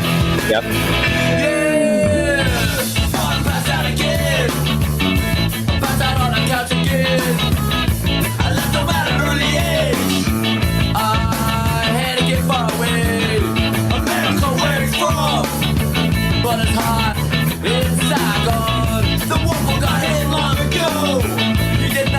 So good.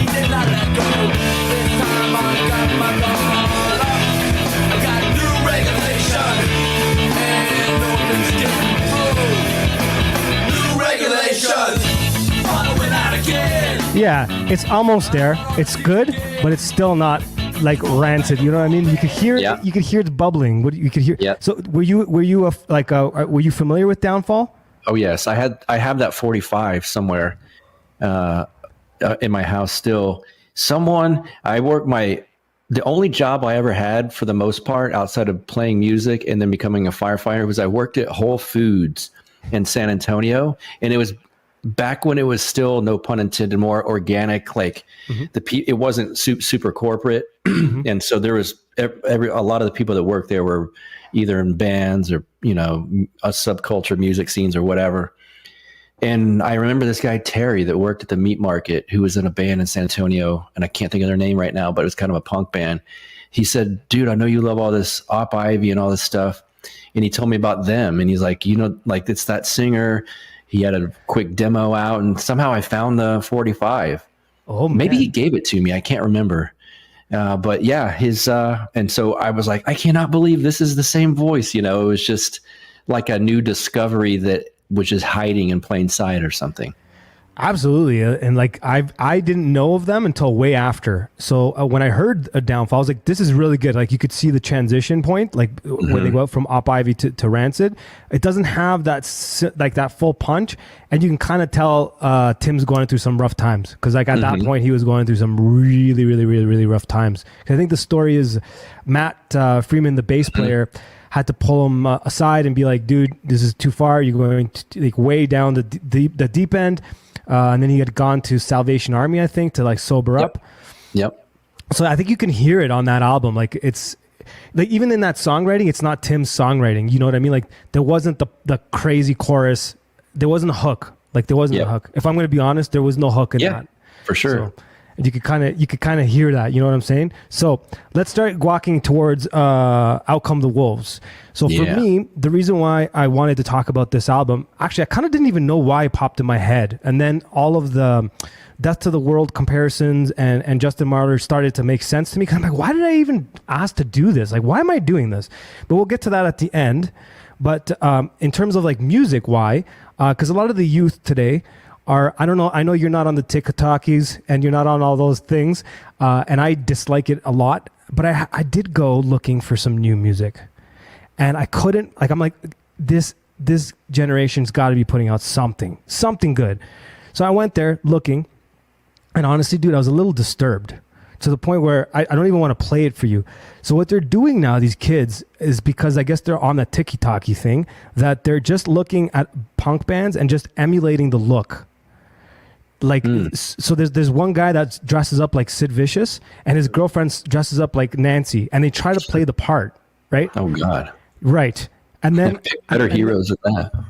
Right. And then like what they view as punk is like pretty cheese. And I'm not trying to like be the old guy in the room, because like every younger kid, I'd always look to see what are they into? Like what are they, and I just couldn't find anything from these young kids. And I'm like, you think that's punk? Like to me punk wasn't just a look, it wasn't just a sound, it was a lot more than that. And I think they're missing that. And also, this album is a good cross section between, because a lot of them are doing this pop punk thing, but they're doing like this hyper pop punk, to the point where if I played you some, you would tell me Blink 182 is way more punk than the stuff I would show you. Oh my, okay. It's like that disturbing. Okay. And so then it started to get me thinking. It's like, where's the cross point right before you have this soft version of ska? Not all the third wave ska, but a lot of it was kind of like basically pop punk, and you just threw trombones at it. Would you agree with that? 100%. Yeah, it was, a lot of it was like dorky suburban white guys, like mixed with their bandmates, like at school band and stuff. So you'd always have these weird cross sections of like the green haired goofy kid with the saxophone. It was a very strange amalgamation, because it was before the internet again was dialed in like it is now. So there was like bits and pieces where you kind of got the fashion sense that was somewhat accurate, but you're still kind of off. It was just a funny mix of I think it's the time that all happened. Yeah, and that's why I bring it up, because it reminded me of that moment exactly. Because I remember going into a real pit, and like it's a great place, but I remember like you would fall and then someone would help you up. I remember that. I do remember that. No one would kick you out in the face or anything like that. No. But I remember the violence, like, and to the youth out there, like when I play like clips of like Bad Brains or Fugazi, they're like, that seems violent. I'm like, yes, it was, but it wasn't too. I mean, there was some violence. There was some extreme violence. But a lot of these younger kids that I'm seeing today remind me of those ska kids of the third wave. Because when I took a ska kid, like one of those, I'm like, oh, you want to check out some stuff? Let's go. So I took him to go see a Rancid show. And he's like, this is something different. I'm like, what do you mean? He's like, this is violent. This is not what I'm used to. Because he had seen the Mustard Plugs and, like the Real Big Fish and those kinds of things. Yeah, Real Big Fish. Yes. So these young kids that are today mimicking this punk, if you took them back in time to our era, or like even before us, or like in the 80s, they would freak out. They'd be calling for their mommies. Yeah, right. You know what I'm saying? Yeah. So, when I still see the band Terror, sometimes a LA hardcore band, and their crowds are still pretty hardcore. No pun intended. But yeah, I mean, I remember the last one I was at without, it was one of those callback moments to earlier time in life. They start out their set and all of a sudden like a boot or someone's head or something just slams my head. And I was like, oh yeah, this, I must've got concussed, I'm sure. But a lot of, I think what you're talking about would be like, what is this? Get me out of here. Right.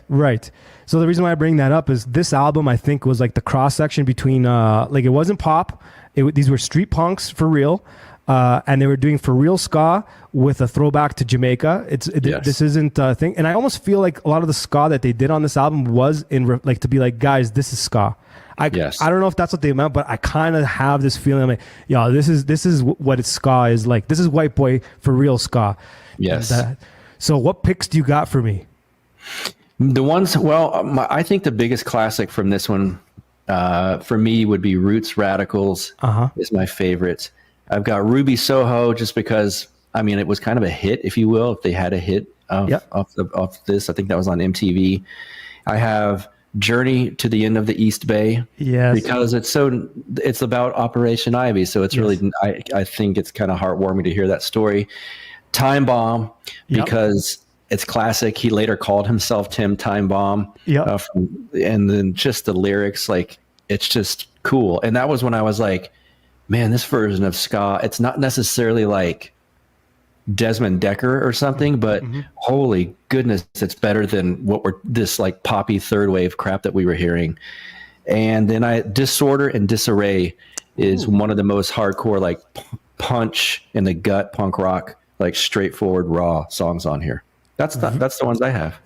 I love that list. I did try, and I was like angry because I couldn't find, like, I'm like, how do I pick? But I think Journey, we got to play that first because the lyrics are so poetic. That's the one thing that sometimes people overlook about Tim's songwriting, and also because he slurs. Yes, he does. He also slurs, but I think that one, we should start with that. What do you think about that? I knew that'd be on your list. Yeah. All right, let's do it. Let's go with Journey. I'm going to try to do some real crazy stuff here. I suck at the tech. That's why it's good to have Manny around. But we're going to do this. We're going to actually look at the lyrics while it plays. That is not Journey. Here's Journey. I know what that one is. Will it change? What's going on? Oh, there we go. There you go. Why is it going already through? It's not even there. What's happening? Let's see if it rewinds.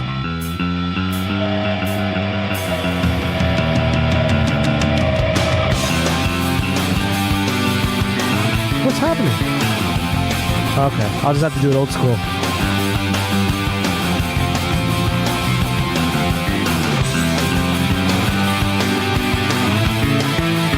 That bass, man.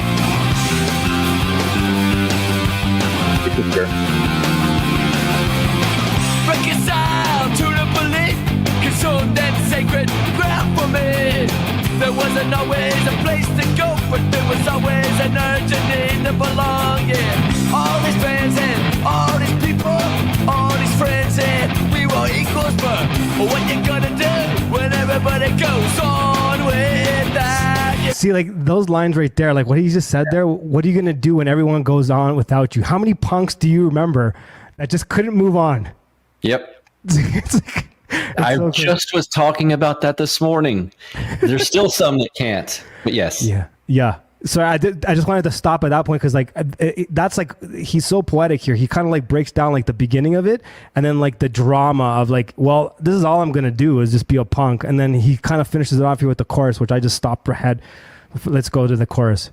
To the end, I'll journey to the end, to the end, to the end, I'll journey to the end, to the end. Hey, here we go, Operation Ivy right here. I'll journey to the end. Started in 87 and then in 89. We got a garage and every play anytime. It's just the four of us, yeah man, the core of us. Too much attention on our board of it destroyed us. 4 kids on tour, 3,000 miles in a photo car, not knowing what's going on. You got a million years, a torn out like this. Hell no, no premonition couldn't save me. To the end, to the end, I'll journey to the end, to the end, to the end, I'll journey to the end, to the end. To the end, to the end, I'll journey to the end. Matt Freeman's first. Yeah, Matt Freeman's verse coming up. I think this is about him moving to the East Bay. I Yes. think Matty came from far away. Yes. I'll hit it. Let's do it. Because it kind of shows like the downhill and like the illusion of it. It's like this guy thinks it's like amazing, and A Mecca. And Tim's like, this ain't no Mecca. It's like this place is fucked. Yeah. And that bass line, oh, so good. Right here. It's moving on its own. Yes. It's got a life of its own. What's happening? Technology. Matty came from far away, from New Orleans and the East Bay. He said this is a Mecca. I said this ain't no Mecca, man. This place is fucked. 3 months go by. He had no home. He had no food. He's all alone. I said from it once, say my years, and for me twice. I went back to New Orleans. It's so true because I knew guys like that too. Like that when this album came out, they wanted to be hardcore punks, and they tried it for 5 minutes, and they're like, "Yo, this isn't really that easy."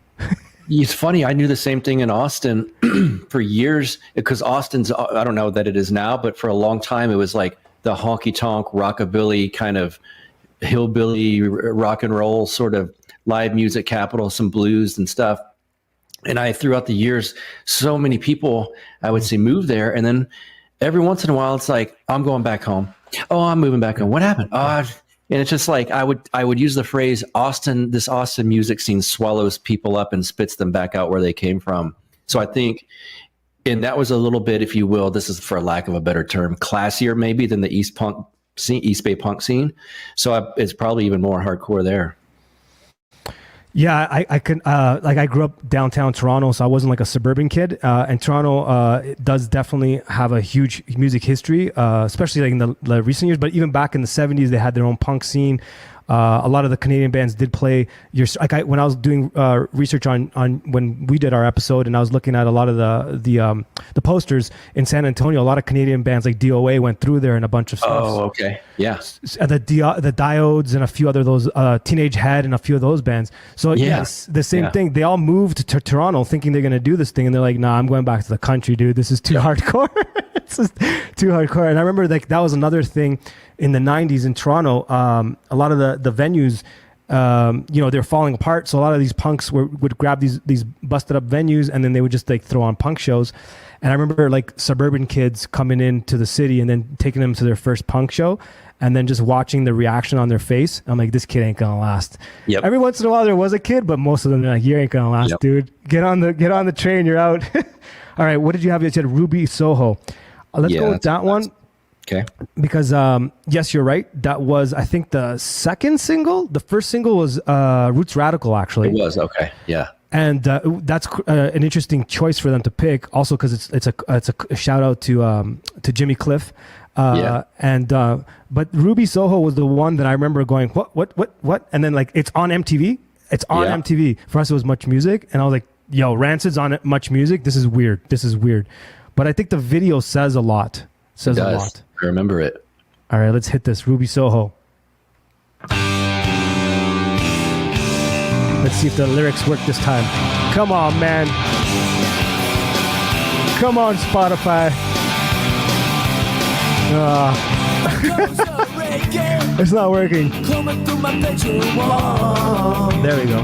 Having a party up next door, but I'm sitting here all alone. Two lovers in the bedroom, and the other starting to shine.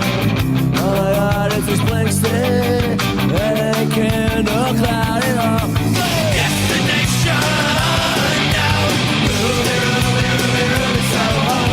Destination now, Ruby, Ruby, Ruby, Ruby Soho. He's singing, and she's there in the hand. He's singing his name on the marquee, but she will never understand. Once again he's leaving, and she's there with a tear in her eye. Embraces with a warm gesture, it's time to say goodbye. Destination now, Ruby, Ruby, Ruby, Ruby Soho. Yeah, that brings like a lot of memories back. Yeah. And like the way the song is written is really, really good. Tim has a way with Lars. I think they co-wrote that song together. I think Matt was involved in that one too. But you can kind of hear the build up, the push and pull. Even though if it's straight ahead like punk, it's like it's pretty sick. What was your reaction with the first time you saw that on MTV? Because I know that was weird for both of us. Absolutely badass they looked. I think that's the one where they pulled up in some sort of like 70s Cadillac car or something like that. And I just was like, I think they're running from someone. I can't totally remember all of it, but I just was blown away. And again, not to keep harping back on this, but pre-internet, that's if you want to check out the aesthetics of some of these guys, it's not like a lot of this sort of music was on MTV outside of maybe some crossovers on 120 Minutes or Headbangers Ball. But my mind was kind of blown away. I was just like, look at how cool these guys are. It was such a, everything was more in your own specific area location back then. And so I didn't know what all the East Bay punk rock dudes look like. So true. That's a good point. That's a great point. Cause I remember that too. Only reading about the scene, in a zine, but not having seen the images of what was going on in there. Yeah, that's a good point. That's a good point because that was like the beginning of like street punks becoming popular. Yes. So it was weird. Also, we should note that a lot of this would not have happened if it wasn't for bands like Nirvana breaking the whole alternative whatever. Absolutely. It opened the door for people to actually go, oh, punk, right? Yes. I forgot about that. So that was kind of weird for me too, because I remember like, someone's taking my music, my scene. You know what I mean? Because it was like underground. It was like just us, and then some dude that hated that kind of stuff. All of a sudden, he's wearing like shirts. Right. I remember those feelings too. It's a bit rough. Okay. Another thing is you bring that album up again. I want to show something. See, the thing is that kids don't realize is because I mentioned this to someone.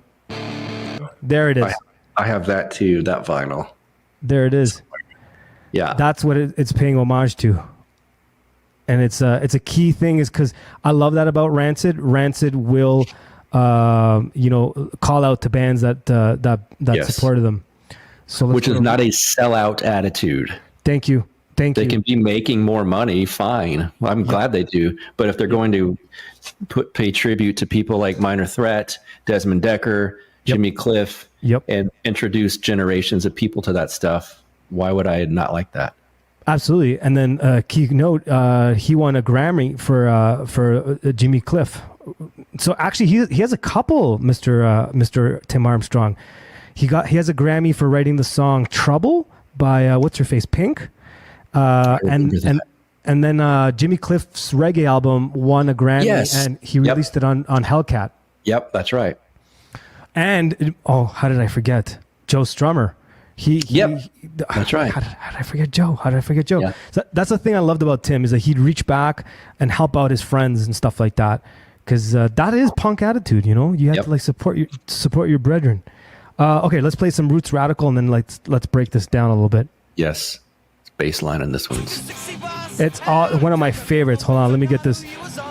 That's the good thing about doing these videos. I can edit that out. Hold on, let's get this going right because this didn't work as I planned. Rancid with Mr. Johnson. Here we go. He was waiting for me. While the punk rockers and the moon stompers who were out on the corners where they're sparing for change. I started thinking, I started drinking. I don't really remember too much of that day. Something struck me funny when we ran out of money. Where do you go now when you're only 15? With the music execution and the talk of revolution. Pretend me. Baseline here. Yeah. It's so good. Give on the boat. Now I'm a radical. Give on the boat. The roots are right here.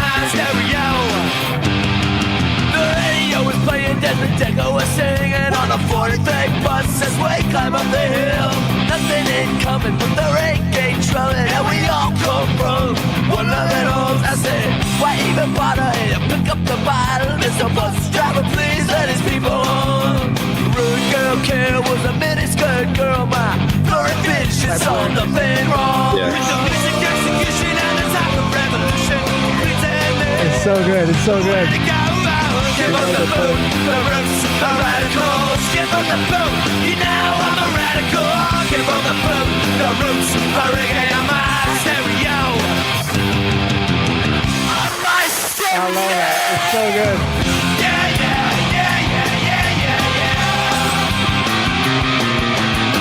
Yeah, yeah, yeah, yeah, yeah, yeah, yeah. Yeah, yeah, yeah, yeah, yeah, yeah, yeah.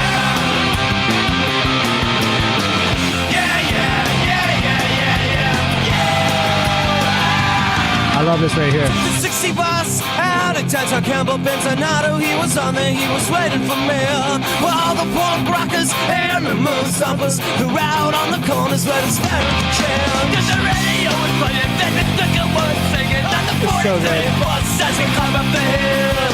Good girl, care was a miniskirt girl. My blurry vision saw nothing wrong. With the music execution and the type of revolution. And pretending where to go out. Give them the boot, the roots are radicals. Give them the boot, you know I'm a radical. Give them the boot, the roots are reggae on my stereo. Give them the boot, the roots are radicals. Give them the boot, you know I'm a radical. Like that's definitely to this day I play that song. Like most of this album I play a lot, but that song is like always like on heavy rotation. I love that song, man. It's so good for so many reasons. Yeah, I even looked up when I was younger. Benzanato, as he says, Benzanato was on there waiting for me. Was his best friend that he grew up with, and they formed a little gang that Lars was in called Skunks, which was skins, punks, drunks, and so it's just, yeah, I geeked out on some of this stuff for quite some time. For sure, and a lot of kids were introduced to Desmond Decker just from that song. Yep. And like they're like, what the hell is that? Yeah. And it's great. Like that's something I will always appreciate about Tim. Like I've already mentioned, it's really great. And picturing him kind of drunk on a bus with some like little boombox jamming Desmond Decker, and he's just looking around, like kind of cool. Yeah, I could totally see it too, and like his movements. You just actually the way you did that, I could see. Yeah, it. right. It's so good. It's Yeah, so I'm good. picturing him. It's so good. Yeah, I wanted to like kind of like veer off from that for a bit and like kind of talk about like punk. And like now that I hear a lot of that stuff, I'm going back and listening to this album, getting ready for this interview, just watching some footage from back in the day. You made a lot of references to pre-internet, and that's a key component to understanding where all this stuff comes from, and to see like what happened to punk after this album, I think is kind of like, to me, was like the beginning of the decline. Like to me personally, yeah, they could say, okay, it's Green Day, and they can say all this and that, but I think that like we're talking about 1995 was the decline for me of like, after that, the punk albums started to get softer. They started to become more about like, I don't know, cheesy shit, if I could just say it honestly. And then all of a sudden you get the birth of like things like Blink-182 and all that stuff. Right. So from your point of view, when that started happening, like the decline to going towards the Blink-182 thing, like how involved were you in the punk scene? How much of that did that bother you, or did it bother you at all? Yeah, it bothered me in that I also keep in mind I was super heavy into the ska stuff. So part of it was that I either went just back into New York hardcore, or hardcore, if you will, generally speaking, or went like the old rock steady reggae and ska Jamaican stuff, and some second wave. But I got so tired of the third wave and then the pop punk that you're referencing. I never got into that. In fact, I remember my ex-wife and I, maybe 15 years ago, there was a bar in Austin that was having a pop punk night. And I honestly thought, well, that'll be fun. Let's go check it out. I did not know one song. And it hit me like, oh, I was out of it. I didn't like all that stuff because of what you're saying. So I thought I did in my mind. I thought like, oh, they'll play Green Day, or I knew a few Blink-182 songs. And it's like, nope, I don't know what they were playing, but I had never heard it before and it wasn't good.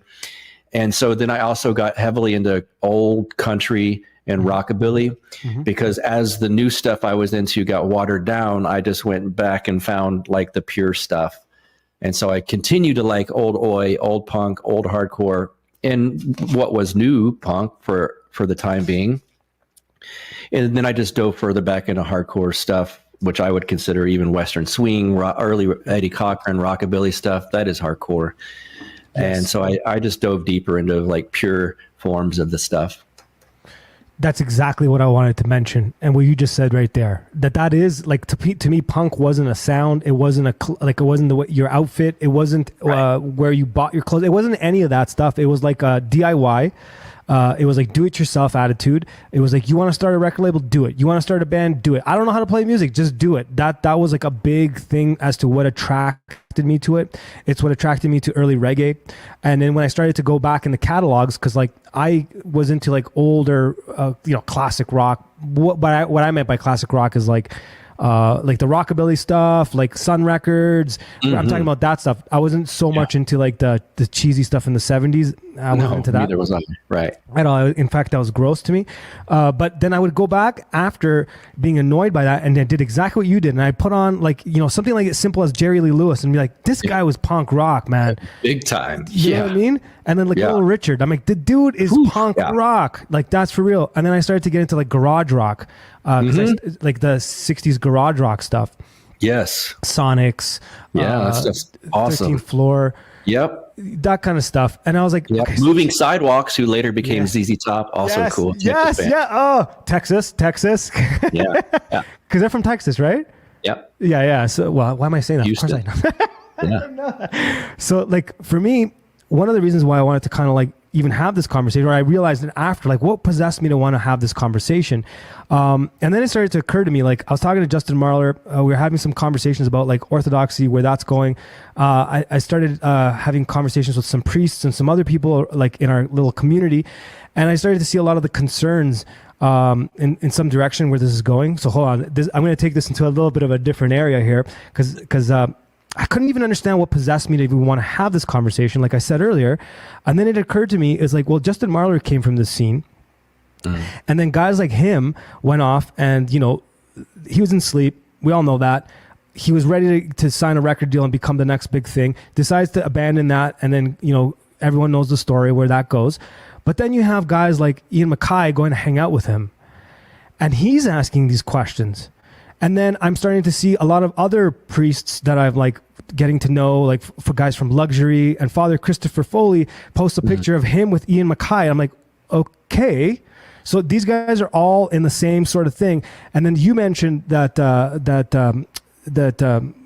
Justin Marler had mentioned to you that Jesse Michaels was also kind of curious.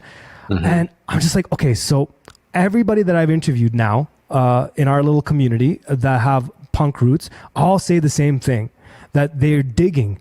They're trying to find the truth. They're trying to go back to the source of it all. So we kind of went into this whole DIY thing with anarchy, which leads to nihilism. And we kind of all realized this isn't it. It has some truths in it, but this isn't it. And it turns into pop punk in a lot of ways. And it's kind of started reminding me of the church. You have like the pure source of the pre-denominational Christianity, and then it starts to get watered down, and you go all the way through to this evangelical, like sort of pop. I look at it, I compare it to like pop punk, right? Because it's like, it's got that thing. And then now I'm starting to see with online orthodoxy that some people are joining. Like, I'm not trying to be controversial, but I am seeing like people that are sending me messages and stuff. They're kind of joining for the wrong reasons. You know what I mean? Like the political reasons. Oh, yes. And so how do you feel about that? Because like I don't want to make this a controversial conversation, but do you see these connections that I'm making? Am I far off? Like, does this make sense? No, it's actually my answer is yes, it makes sense. No, it's not far off. And it's a very good analogy as you're saying, and I'm picturing it because you said something earlier that some of us listening have all felt. Oh, then the guy that I always thought is a cheesy guy or whatever, for lack of a better term, wearing the Rancid shirt. And then so now, and I should preface this with the Orthodox Church is for everybody. Yes. I do think it's not for everybody in this moment. It wasn't for me 5 years ago, but it is for everybody. But I think what you're alluding to is there are some outsider types that you're like, he's into it. And maybe it's watering it down, or it seems like there's something that's not pure within it. And I'm by no means saying like my work is all pure Orthodox by any means, but I think you understand what I'm getting at, to where you're like, hope he's in it for the right reasons. And, you know, you can get into stuff like I've heard Father Turbo, I think it was, say, you know, people will say, oh my God, there's white nationalists or white supremacists going into Orthodoxy. And he's like, yeah, why? That's exactly who we need to change their minds. Like, that's what we want. Like, you have to come into this to change you. Don't come into it wanting to change it. So that's an issue, but that happens with everything. I just don't want it to happen with the church, because that is the thing.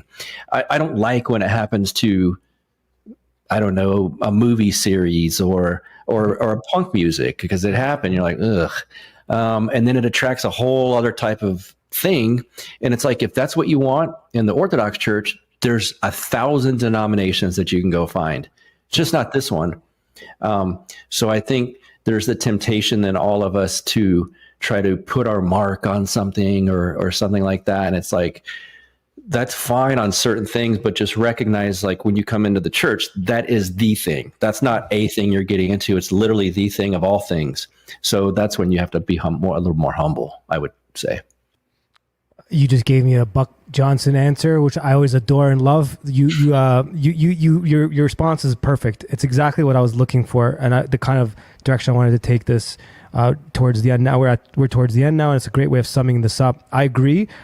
People can get into it for the wrong reasons, because I know a lot of punks that entered it, for like cheesy reasons. Like a lot of punk, I actually know younger kids that got into it for, like, let's say a Blink 182, and then it takes an older guy like us to be like, Descendants, check them out, and then they go down that pipeline, and then a couple years later you see them and they're like, legitimately, they know what they're talking about, and they take down the costume and they become it.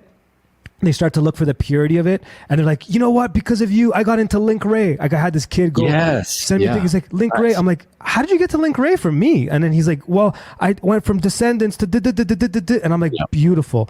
So that could equally happen in the church, and I have seen that, right? And I have seen that. I've even seen like Cradle Orthodox take a negative position to people coming in, and I'm not a fan of that. I'm like, no, dude, like, people got to come to the faith. This is not about like an ethnic thing. Like, this isn't a band shirt. It's a social club, right? Exactly. It's like, it's exactly what Father Turbo said about the white nationalists. That's exactly who we need to come to the faith.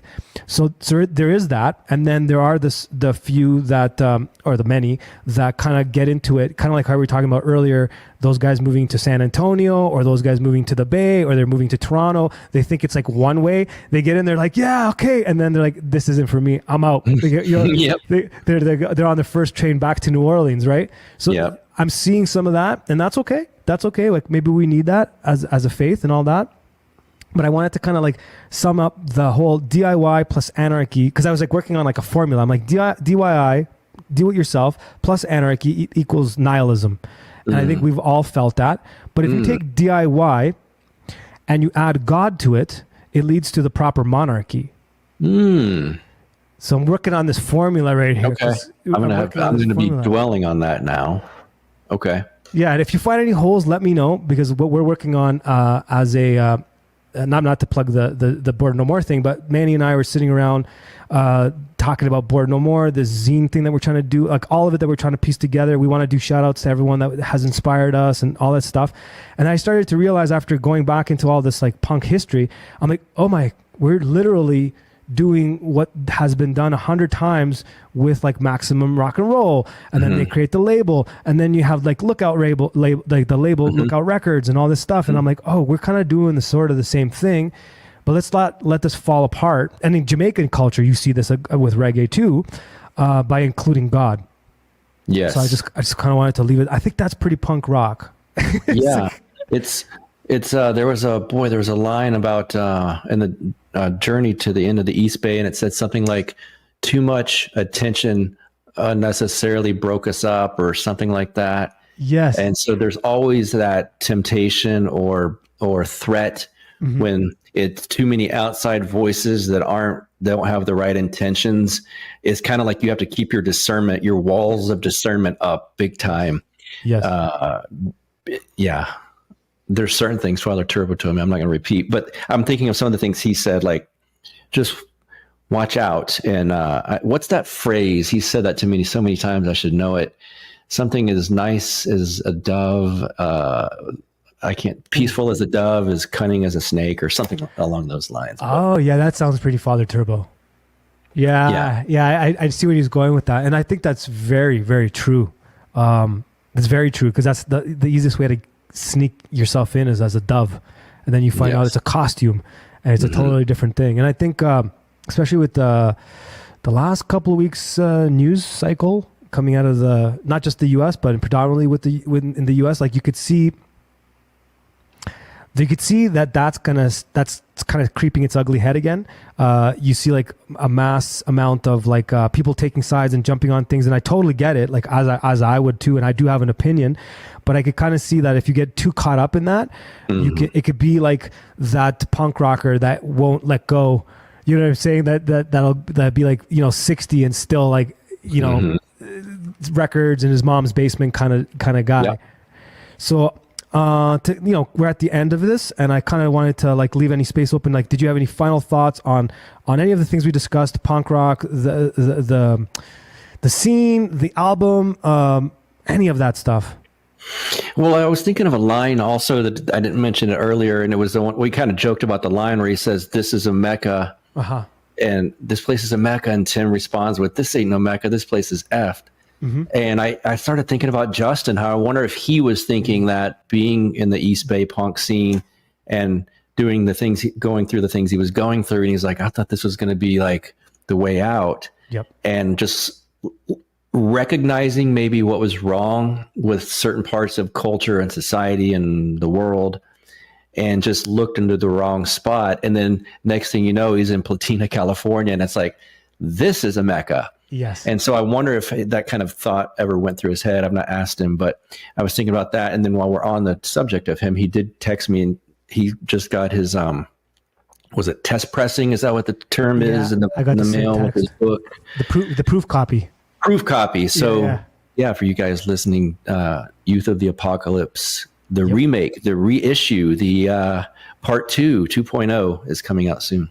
Yep. And there's going to be, I know I saw you mention it on one of your streams, a conference, if you will, in May 2025. Yes. If I don't get to Texas before that, I'm definitely going to meet you there, brother, for sure. Cool. We're definitely making it. Yeah. This episode will air by the time it will already be out, but definitely everyone should grab a copy of that, because it's great. I read some of it. It's like the new redos. It's pretty the reissue. It's pretty sick. And about Justin Mara, since you brought him up, because when I did my interview with Orthodox Outcast, I had mentioned in there that I kind of wondered if he backed away and has backed away from the limelight, because he knows it can get to his head and this and that, and he can kind of see that it might vainglory will take root and all this stuff. And I did ask him that in a conversation we had, and so I don't think he'll mind me saying it, because I had already said it publicly. He's like, yeah, that's totally why he's like backed away. So like, that's punk rock to me. Like, that's total respect. At the drop of a hat, he can go on tour, Justin Marlowe that is, and do whatever he wants in terms of music, and everybody would go, and it would like from sleep fans to Orthodox people, whatever. And he's choosing to avoid it for probably the same reasons that you just brought up about this ain't no Mecca. He saw the nihilism take root in his soul. He's like, I gotta go. This ain't for real. So it is truly the last true rebellion. Yes, it is. It really, truly is. All right, Buck. Anything you need to plug? Anything you have going on that anyone doesn't know about? I don't need to plug this, but we were talking about it. I'm going to mention it on my show, because I could, for the first time ever in the history of Death to Tyrants, then on to Counterflow, miss an episode or two. I'm going to Mount Athos with Father Peter Hears, Conrad from World War Now, and some other folks at the end of August. And I'm honored to have been asked to go. I'm nervous. It's like a spiritual boot camp, I'll say. And so I'm not bragging that I'm going. I'm just saying I'm honored to have got the opportunity, and there's a possibility one or two episodes will be skipped over or missed. Not skipped, I just won't have time to do them. But I'm thinking of doing some sort of video vlog, like a video journal. I don't know how much is allowed once we're there, but if I can record some things of what I'm seeing and kind of narrate some of it along the way, and then maybe get my guys to produce it and put out a little montage or something, I think people would find it interesting. I totally forgot to bring up your Mount Athos thing because we talked about it off air. I was like, do you mind if I mention it? I totally didn't. I'll offer. If you want to send me those clips, man, I'll piece them together for you. No problem. 100%. Take me up on that offer if you there want. we go. Okay, cool. Yeah. You guys heard it here. Mano said it. Done. My word is gold, man. Don't worry. Yes. I got you. Yeah. All right. Send them to me. I would love that. That'd be pretty sweet. And Okay. you said end of August? This August, like so in a couple weeks. With Father Peter Hears. That's pretty cool, man. That's pretty cool. Because I'm jealous, but in a good way, and I'm super, super happy for you, and I'm really looking forward to seeing like the footage, and I want to hear your experience of like all of it. I'm nervous. Yeah, it'll be cool. Oh, that's pretty cool. All right, brother. Well, thanks for doing this. And I'm definitely going to be seeing you soon, I think. Yep, cool. We'll talk soon. Try to make my way to Texas real soon. Bored no more.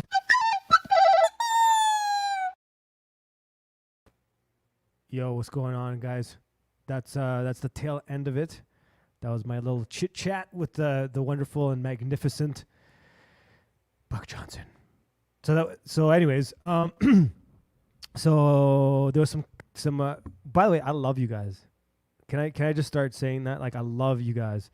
You guys are awesome. I love everything that I was reading in the chats. Really cool. I love that you guys even know your punk history. For the youngins that are not from the 90s, I love that you guys understand it. You get it. Manny included, Punchy, Mela, all of you. You guys get it. So then not everyone started talking about a little bit about the ethnicity, the ethnic cradle Orthodox, and the American experience, which was similar to the Canadian experience. If you guys don't mind, I'm going to take a second and talk about this because this is a very important subject, and it's a subject that is near and dear to my heart. I've talked about it here and there on a bunch of different streams. I think I talked about it with Mr. Westford on his stream and a bunch of other places.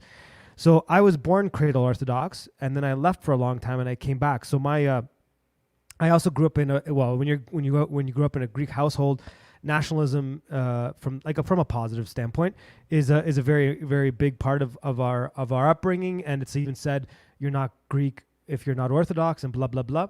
So I do agree. So basically, my take on the whole thing is kind of just give me a few minutes to kind of like put it all out there. When I sum it up, I'm sure you guys will all agree. There's a reason to some degree why a lot of Russians, Serbs, Greeks, Romanians, and stuff kind of kept it insular. You have to look at the history of when they came to the U.S. In particular, I'll talk about the U.S. They were attacked a lot. There was a lot of big problems.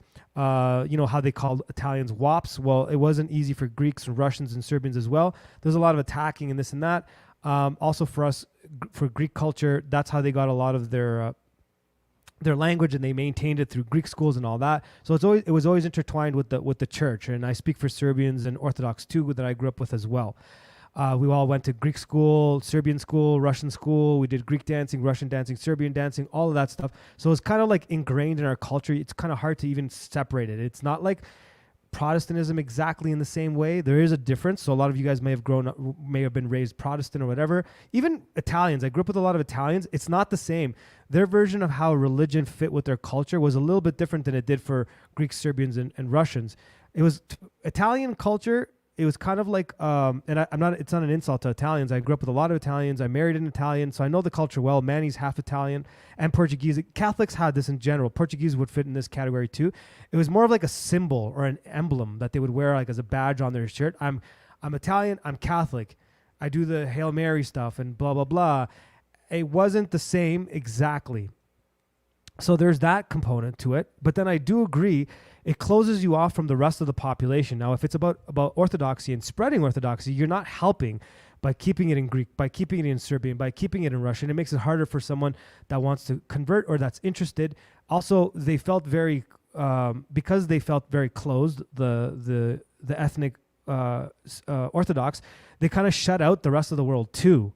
So there is that truth. There is that truth. And that was like a good thing and a bad thing. The good part is they weren't inundated with a lot of the liberal styles and thinking that you see prominent in the American culture that seeped in from school and this and that. So we would go to school and we'd hear LGBT stuff, and then the first thing you would hear is you'd get like an Orthodox person in your family saying, "Don't listen to that stuff. It's after garbage, after the pragmata garbage." You know, and the Russian one is like, "You don't listen to this is bullshit. This thing here." You know, there was a lot of that. So you'd go home and they would kind of talk you out of it. So that's the good part. The bad part is, though, you're right, it does close everybody off. And it kind of leaves this little, it kind of makes it difficult for someone that's not of that ethnicity to walk into a church and then kind of feel at home there. Although I've heard from a lot of the people I've been talking to, converts, where they got into the church really early. So there was an openness to a certain degree where also they bring you in. Now here's where I kind of feel how I feel about it now, separating myself as a cradle Orthodox. So that's my cradle Orthodox answer. But here's my answer having left the faith. I came back to the faith from converts. So I feel that the Orthodox, cradle Orthodox, don't value the convert. Okay, so I've had this conversation with, so I'm not looking at the chats now, I'm just talking. I've noticed that a lot of cradle Orthodox will shun the convert and say, like, this guy doesn't know what he's talking about. And that's kind of how I felt at first. But then I realized how many converts like Jay Dyer, David Patrick Harry, like all the millions that I've had on here, Buck Johnson, you guys, Mr. Westford, Mark from Light of Tabor, and so many others. I learned so much from the converts. It actually opened my eyes. I wouldn't have gotten to Death to the World from if I hadn't done that. And I was like, wait a minute, I don't know anything about my own faith. Like, I don't know anything of this. And then converts are teaching me, way younger than me, Kyle the Orthodox. I remember when I first started putting on this, I'm like, who's this kid going to tell me about? And all of a sudden, oh, Mano, you don't know what you're talking about? Just shut up and sit down and let these people educate you, okay? So the positive part of the Protestant world is, and I've talked about this before, I mentioned this with Joseph Beard as well, is that Protestants are raised to thump the Bible, bomb, bomb, bomb, this quote, that quote, da-da-da-da-da-da-da. And when you're a cradle Orthodox, that's not how you're taught to do things. So when you talk to a convert, Protestant convert, they still have that ingrained on them, so they bring that with them into the Orthodox world, which is what we do need as Orthodox, right? So I think that the old cradles kind of kept the tradition while people kind of opened up to Orthodoxy. And then the converts are coming into the faith, bringing in this new flavor, which can also be dangerous to a certain degree. Both are dangerous. Both the hardcore ethnic cradle is dangerous because it keeps people out, brings egoism, it brings vainglory into it. Like, who are you going to tell me about my religion? You're going to tell me about how to be Orthodox. You're going to tell me Saint Paisios was Greek. You know, you're going to get that. That's not good. That's not good.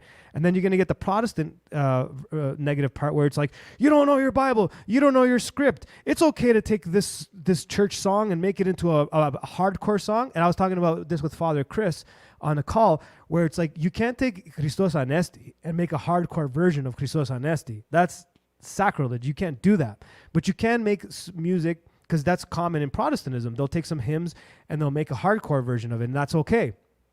But that's not considered okay amongst the Orthodox. That's a fine line there. It's totally okay to play music the way we play it on SOS Radio, where we take songs that are inspired by Orthodoxy and this and that, and then write a song about it. That's totally okay. But to be like Christos Anest, and then you start taking you start taking these liturgical songs and you make hardcore versions of it, which is part of like how it's done in Protestantism. There's a fine line there. Now, there's a particular video that I saw around Easter. Christos Anest. You guys know what I'm talking about. The Christos Anest. You know what I'm talking about, the song for Easter, right? Everyone knows what I'm talking about. So Christos Anesti ek nekron, right? And then I saw a version of that where it was like they made like a I don't want to, because you guys will know the video I'm talking about, but that's a little bit too far. That to me was too far, a little bit too far, right? So what I'm getting at is I think that the cradle Orthodox that have that extreme ethnic point of view need to chill out and realize it's not about your ethnicity. It's about the faith. Do you believe in Christ? do you believe in the Orthodox tradition in terms of the church? Like some Greeks need to realize their history, that honestly, after it started to become a problem after the Ottoman Empire, the faith maintained small little lights within the Orthodox, the Greek world, but it went into Russia and this and that they kept the flame. They kept the Orthodox flame. And I see that in American Orthodoxy. That the American Orthodox are coming into this with a lot of zeal, a lot of beauty, and a lot of respect for the faith. And the cradle Orthodox that takes that ethnic position needs to chill out and realize that it's not about your ethnicity, it's about the church. It's about Christ. What would St. Paisios want? He would want the average person to become Orthodox. How is that going to happen if you're not going to open your door? And then the super Protestant coming into Orthodoxy needs to relax to some degree and realize there is a tradition here. And it's not about ethnicity. It's not about being Greek. It's not about being Russian. It's not about being Serbian. It's about being Orthodox. And that there's a fine line. When you cross that line, you're now making it a Protestant thing. You know what I'm saying? So I think I have a lot of respect for converts that have come to the faith. All of you guys, I've learned so much from all of you. Like, you have no idea how much I mean that. I really, truly, honestly mean that. And I've mentioned that to a lot of converts, that I have a lot of respect for them. Like, who am I talking to predominantly? I'm talking to converts. I don't think I've even talked to a cradle Orthodox on here, and that's part of my reasoning. There's a lot to be learned from I went off a little bit too far. Did I go too far, Manny? No? I didn't see what's going on in the chats. Is this making sense? Is anyone agreeing or disagreeing with me? Or It seems to be a general agreement. Yeah. So I think I'll just sum it up by saying I think both sides of the two extremes need to calm down and go in the middle. I don't feel that anybody that's part of the SOS sphere, you guys are calling it the spooniverse or whatever you guys are calling it. I haven't heard any extreme positions on that from any of you guys. I love the conversations I'm having. So again, for anyone that's just tuning in, the super crazy ethnic cradle Orthodox, you need to relax, man. You need to relax. Like, I did get I had a conversation with someone privately, a family member, who was telling me, they're coming into the church and they're telling me about this and they're telling me about that. I'm like, what are they telling you, man? What are they telling you? So I'm thinking they're going to say something crazy, right? And then they're like, they're telling him that he needs to fast on a Wednesday and a Friday. And I'm like, yeah, but they're right. Well, they don't know I grew up like this. I'm like, you grew up Greek? Okay, good for you, man. You grew up in the church. Great. You understand the language. Amazing. Are you practicing? Or are you just holding up a Greek flag and walking down and doing It's not about being Greek, right? There's a cross on the Greek flag for a reason. Relax, bud. The Serbian, there's a cross on your flag for a reason, bud. Relax. You need to open up the doors and let anybody and everybody that wants to be come in. That's my thing to the extreme ethnic person. Now, there's also a good side of it. I've been to a lot of gatherings where it's Greek Pascha, and there's half of it's Xeni, like non-Greeks. And they're learning about the faith. They're asking me about icons. And I'm trying to explain it to them. And we're having an open conversation. And they're Protestants. But I'm not taking an argument and saying, hey, man, do you know that you're blaspheming? You know, like you don't know anything about the Septuagint? And I'm not going there. I'm just answering their questions and we're having a conversation. And that's beautiful. At my Pascha table, you're all welcome. We're going to have Greek lamb, and you want to bring your traditions, bring them. But if you're going to do a hardcore version of Christos Anesti, not at my house.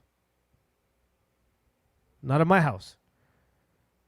We're not going to have Christos Anesti Eknikron, and you're going to be doing some hardcore version of that. That's not cool. But that has nothing to do with being Greek or whatever. Hold on, leave that up because I'm going to read it after I'm done here. Wait 1 second. So there's that fine line.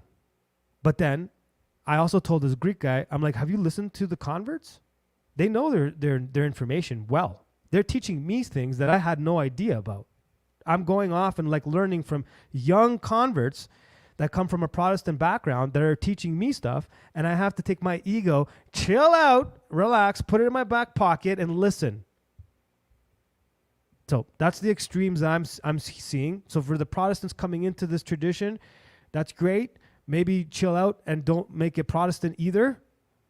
And then to the hardcore ethnic Orthodox people out there that are like, they think it's just for us. Relax, bud. We need to open the doors, bud. And we got to let everybody in, bud. Russians, you know what I mean? Come on. Like the Russians became Orthodox because they went into Hagia Sophia and they felt that they were in the presence of God and they became Orthodox. We need to do that to the planet. I don't know. Does this make any sense, guys? All right. What is Tatiana saying here? That almost annoyed me that I was watching some Greek Orthodox movie and most of the time they were making it more about being Greek than Christian. Yes, I have a problem with that. I agree with you 100%. And I don't like that. I don't like that at all. And I've corrected people. When my family was happy that I went back to Orthodoxy, when they said it to me, because I'll read that comment in a second. But when they were happy that I went back to Orthodoxy because now I'm going to be Greek again, that bothered me, man. That's not cool, man. I didn't come back here to be more Greek. You know what I'm saying? I didn't come back here to be more Greek. I came back here to be more Christian. That's the good thing of having stepped away from the ethnic stuff for like 20 odd years and went down the paths I took, is I took a break from that. There's a beauty to my culture, like there is to everybody's culture. Totally. And there's some dumb shit. Excuse me? There's some dumb stuff. There's some bad stuff in all cultures. Yes. Malachias, Amorites. Yes. That's exactly what it is. And the whole thing for me is like, for those Greek people that said that and did that, Tatiana, I try to apologize for them, but hey man, what can I do? There's some people like that, man. There's some people like that. But then there's a background that needs to be understood, and respected to a small degree, but not overlooking the orthodoxy, is that they were persecuted for a long time.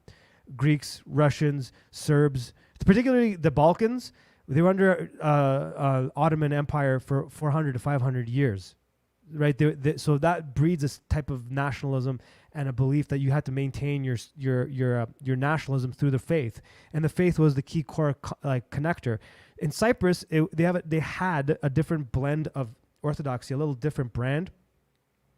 Wow, I went off too far, guys. I think maybe I should just stop there. All I'll say is my grandfather would have been Orthodox first and then Greek second. That's what I'll say. And I like that. My grandfather would be Orthodox first, Greek second. He's from Cyprus. Cypriots are Greek. So it's not about being an ethnic whatever. It's about being Orthodox. I agree with you guys. You are definitely welcome. Not that you don't need me to welcome you. In fact, I kind of view it the other way around. Father Seraphim Rose, Death to the World, the entire that little group, that universe, Father Turbo flipped me. You know what I mean? None of these people were, ethnic, any of this stuff. Quite the opposite. But I found my home in the punk rock psycho version before they became Orthodox. Saint Seraphim, who hopefully will be a saint in all jurisdictions soon, went from his nihilistic Alan Watts world that I came from, and then became Orthodox, and then births all these punks turning Orthodox, to having a guy, a priest, my apologies, come onto my podcast and make me cry in front of the whole world because he pushed a button in me about my grandfather. I'm talking about Father Turbo. God bless you, Father. It flipped me. It wasn't a Greek dude. It wasn't a Russian guy. It wasn't a Serbian guy. Yes, they made me go back and look at some of my Greek roots, but I'm just going to leave it there. So that's my 2 cents on the whole Orthodox American thing. God bless each and every convert. Glory to God, they brought me back. I look at it, the convert brought me back.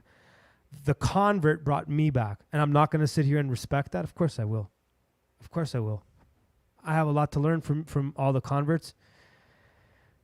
And I'm just going to leave it at that. That's my really long rant. I get worked up. Did I miss anything? I see Jimmy the Greek. Jimmy the Greek is synonymous with chili on a burger. Yeah. Did I miss anything interesting, Manny, when I went off there? A lot of food talk. And they were talking about. Let me find the comment. It was pretty funny. They were talking about mean grandmas, basically. Oh, well, first, before we get to that one, I like this one here. Yeah, my grandfather was There it is. next level. My wife and I were asked at our first Greek parish interaction, "Are you Greek?" "No." "Then why are you here?" I am so sorry for that. I'm so sorry for that. I'm sorry for that. Yeah. Yeah, that's ridiculous. Dude, what it says, dude, yeah, what? Go back to that one. That was, I didn't see that Mella's comment there. I'm sorry for that. Dude, yeah, are mean sometimes. Oh, yeah, they are. They pull out the kutala, the spoon, not this spoon. They bring out the wooden spoon and oh, yeah. I had one of those grandmas for sure. My gramps was cool like that, though. He was hardcore, but like, he knew when to be hard. He knew when to be soft. It's pretty cool guy. Pretty cool guy. And I apologize for any Greek person that has said anything stupid to you like that. My family would never have said that to you. Mischief. I don't know how to pronounce your word. I know who you are. I don't know how you want to call me. I'm going to Mischief. Let's go with Mischief. I apologize. My family would have done the opposite. If they saw you and they do this. Okay, there's just two types of Greeks. Let's specify. There's that jerk that you're referring to that would say that to you. And then there's the other one that would be like, "You're not Greek. Come to my house. I will make you food. I'll teach you how to Greek dance. You tell me your stories. I'll tell you my stories. And then you come the next week. And then you come the next week." So there's those two types of Greeks. There's no in between. We're either hot or cold. We're either jerks or awesome. There's no in between. In my family, though, everybody would be welcomed in my family. My dad would have conversations with you about orthodoxy and might debate you, but he'll give you a shot of moonshine. He'll give you a big hug. He'll make sure you leave with all your belly full. My mom, the same. There's no arguments in my house. You can come. My dad would talk to you about Greek version of paganism, maybe, but he'll be open to hearing your point of view. At no point will he tell you you're not welcomed in the church. At no point would he say that to you. At no point. None of my family would do that. In fact, in Cyprus, when they had the British occupation, and in Eoka in the 50s, and this little tiny island kicks the British Empire out. Towards the end, a lot of the Greek Cypriots would open their house to the Brit and say, "Come on in, let me teach you how to eat real food. Your food is disgusting." And they're not wrong. Come on, British food's pretty boring.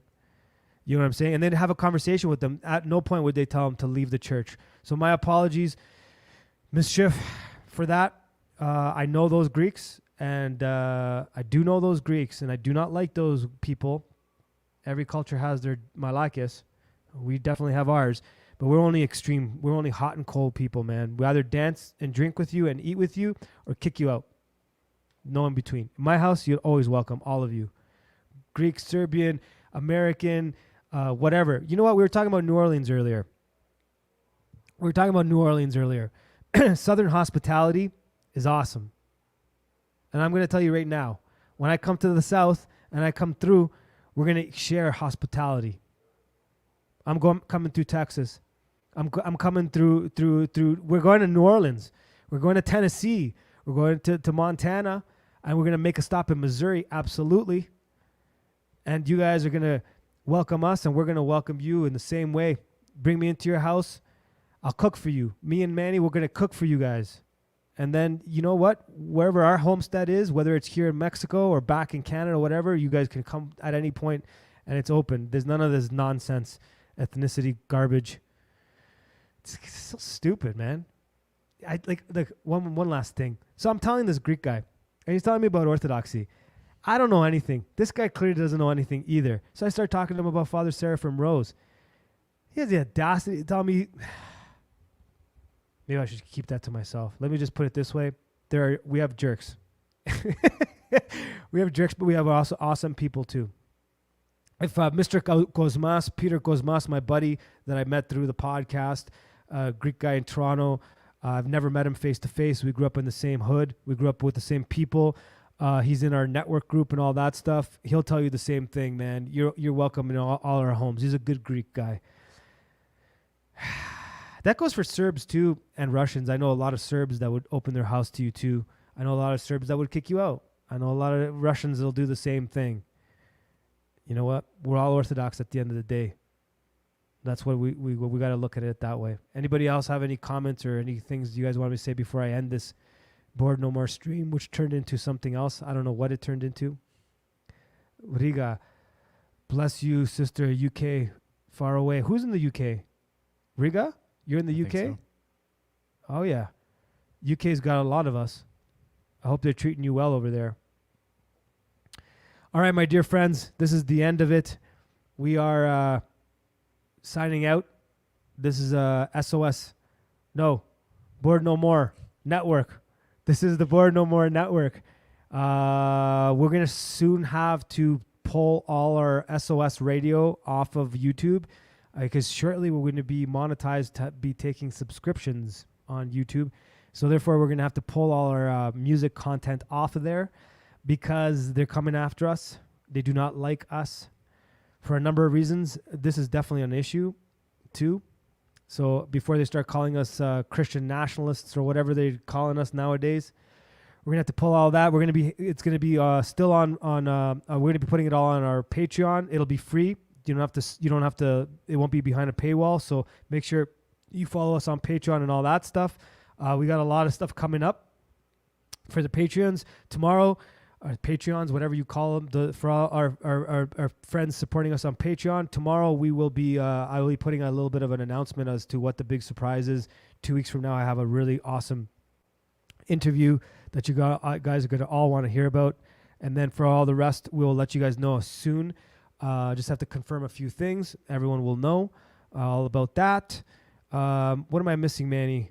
To all of the love and support we're getting there from sharing, spreading it. I'm seeing all the spoons in people's chats. Thank you guys so much. I won't mention who, but someone sent me a screenshot of you guys blasted exploiting. What is it? Exposing powerful lies. You guys blasted them with like spoons and that's awesome. Thank you for all the love and support out there. Send us all your messages. I'm tired. I need to eat. Anything else I'm missing, Manny? I don't think so. All right. I think that's about everything. Love you guys. Please go. We can't do that rating thing until we hit 1,000 subs. So we can't raid. I think Mr. Westford's going. We can't raid him yet. So everyone go over there to Mr. Westford. Say hello from us. We're going to catch you guys soon. Sunday, we're going to be doing an SOS radio, of course. I have a couple of ideas of things that we're going to do. Maybe we'll show you guys some cheesy punk stuff. I've rambled on too much. We do love each and every one of you guys more than you know. Seriously, much love, man. I gotta go. I'm tired. Big thanks to Orthodox Review. Big thanks to Mr. Westford. Big thanks to Manny Vanamides for controlling the dials and wearing that shirt. No onions in the background. Wicked. Yeah. Word to Big Bird, guys. Love y'all. Catch you guys soon.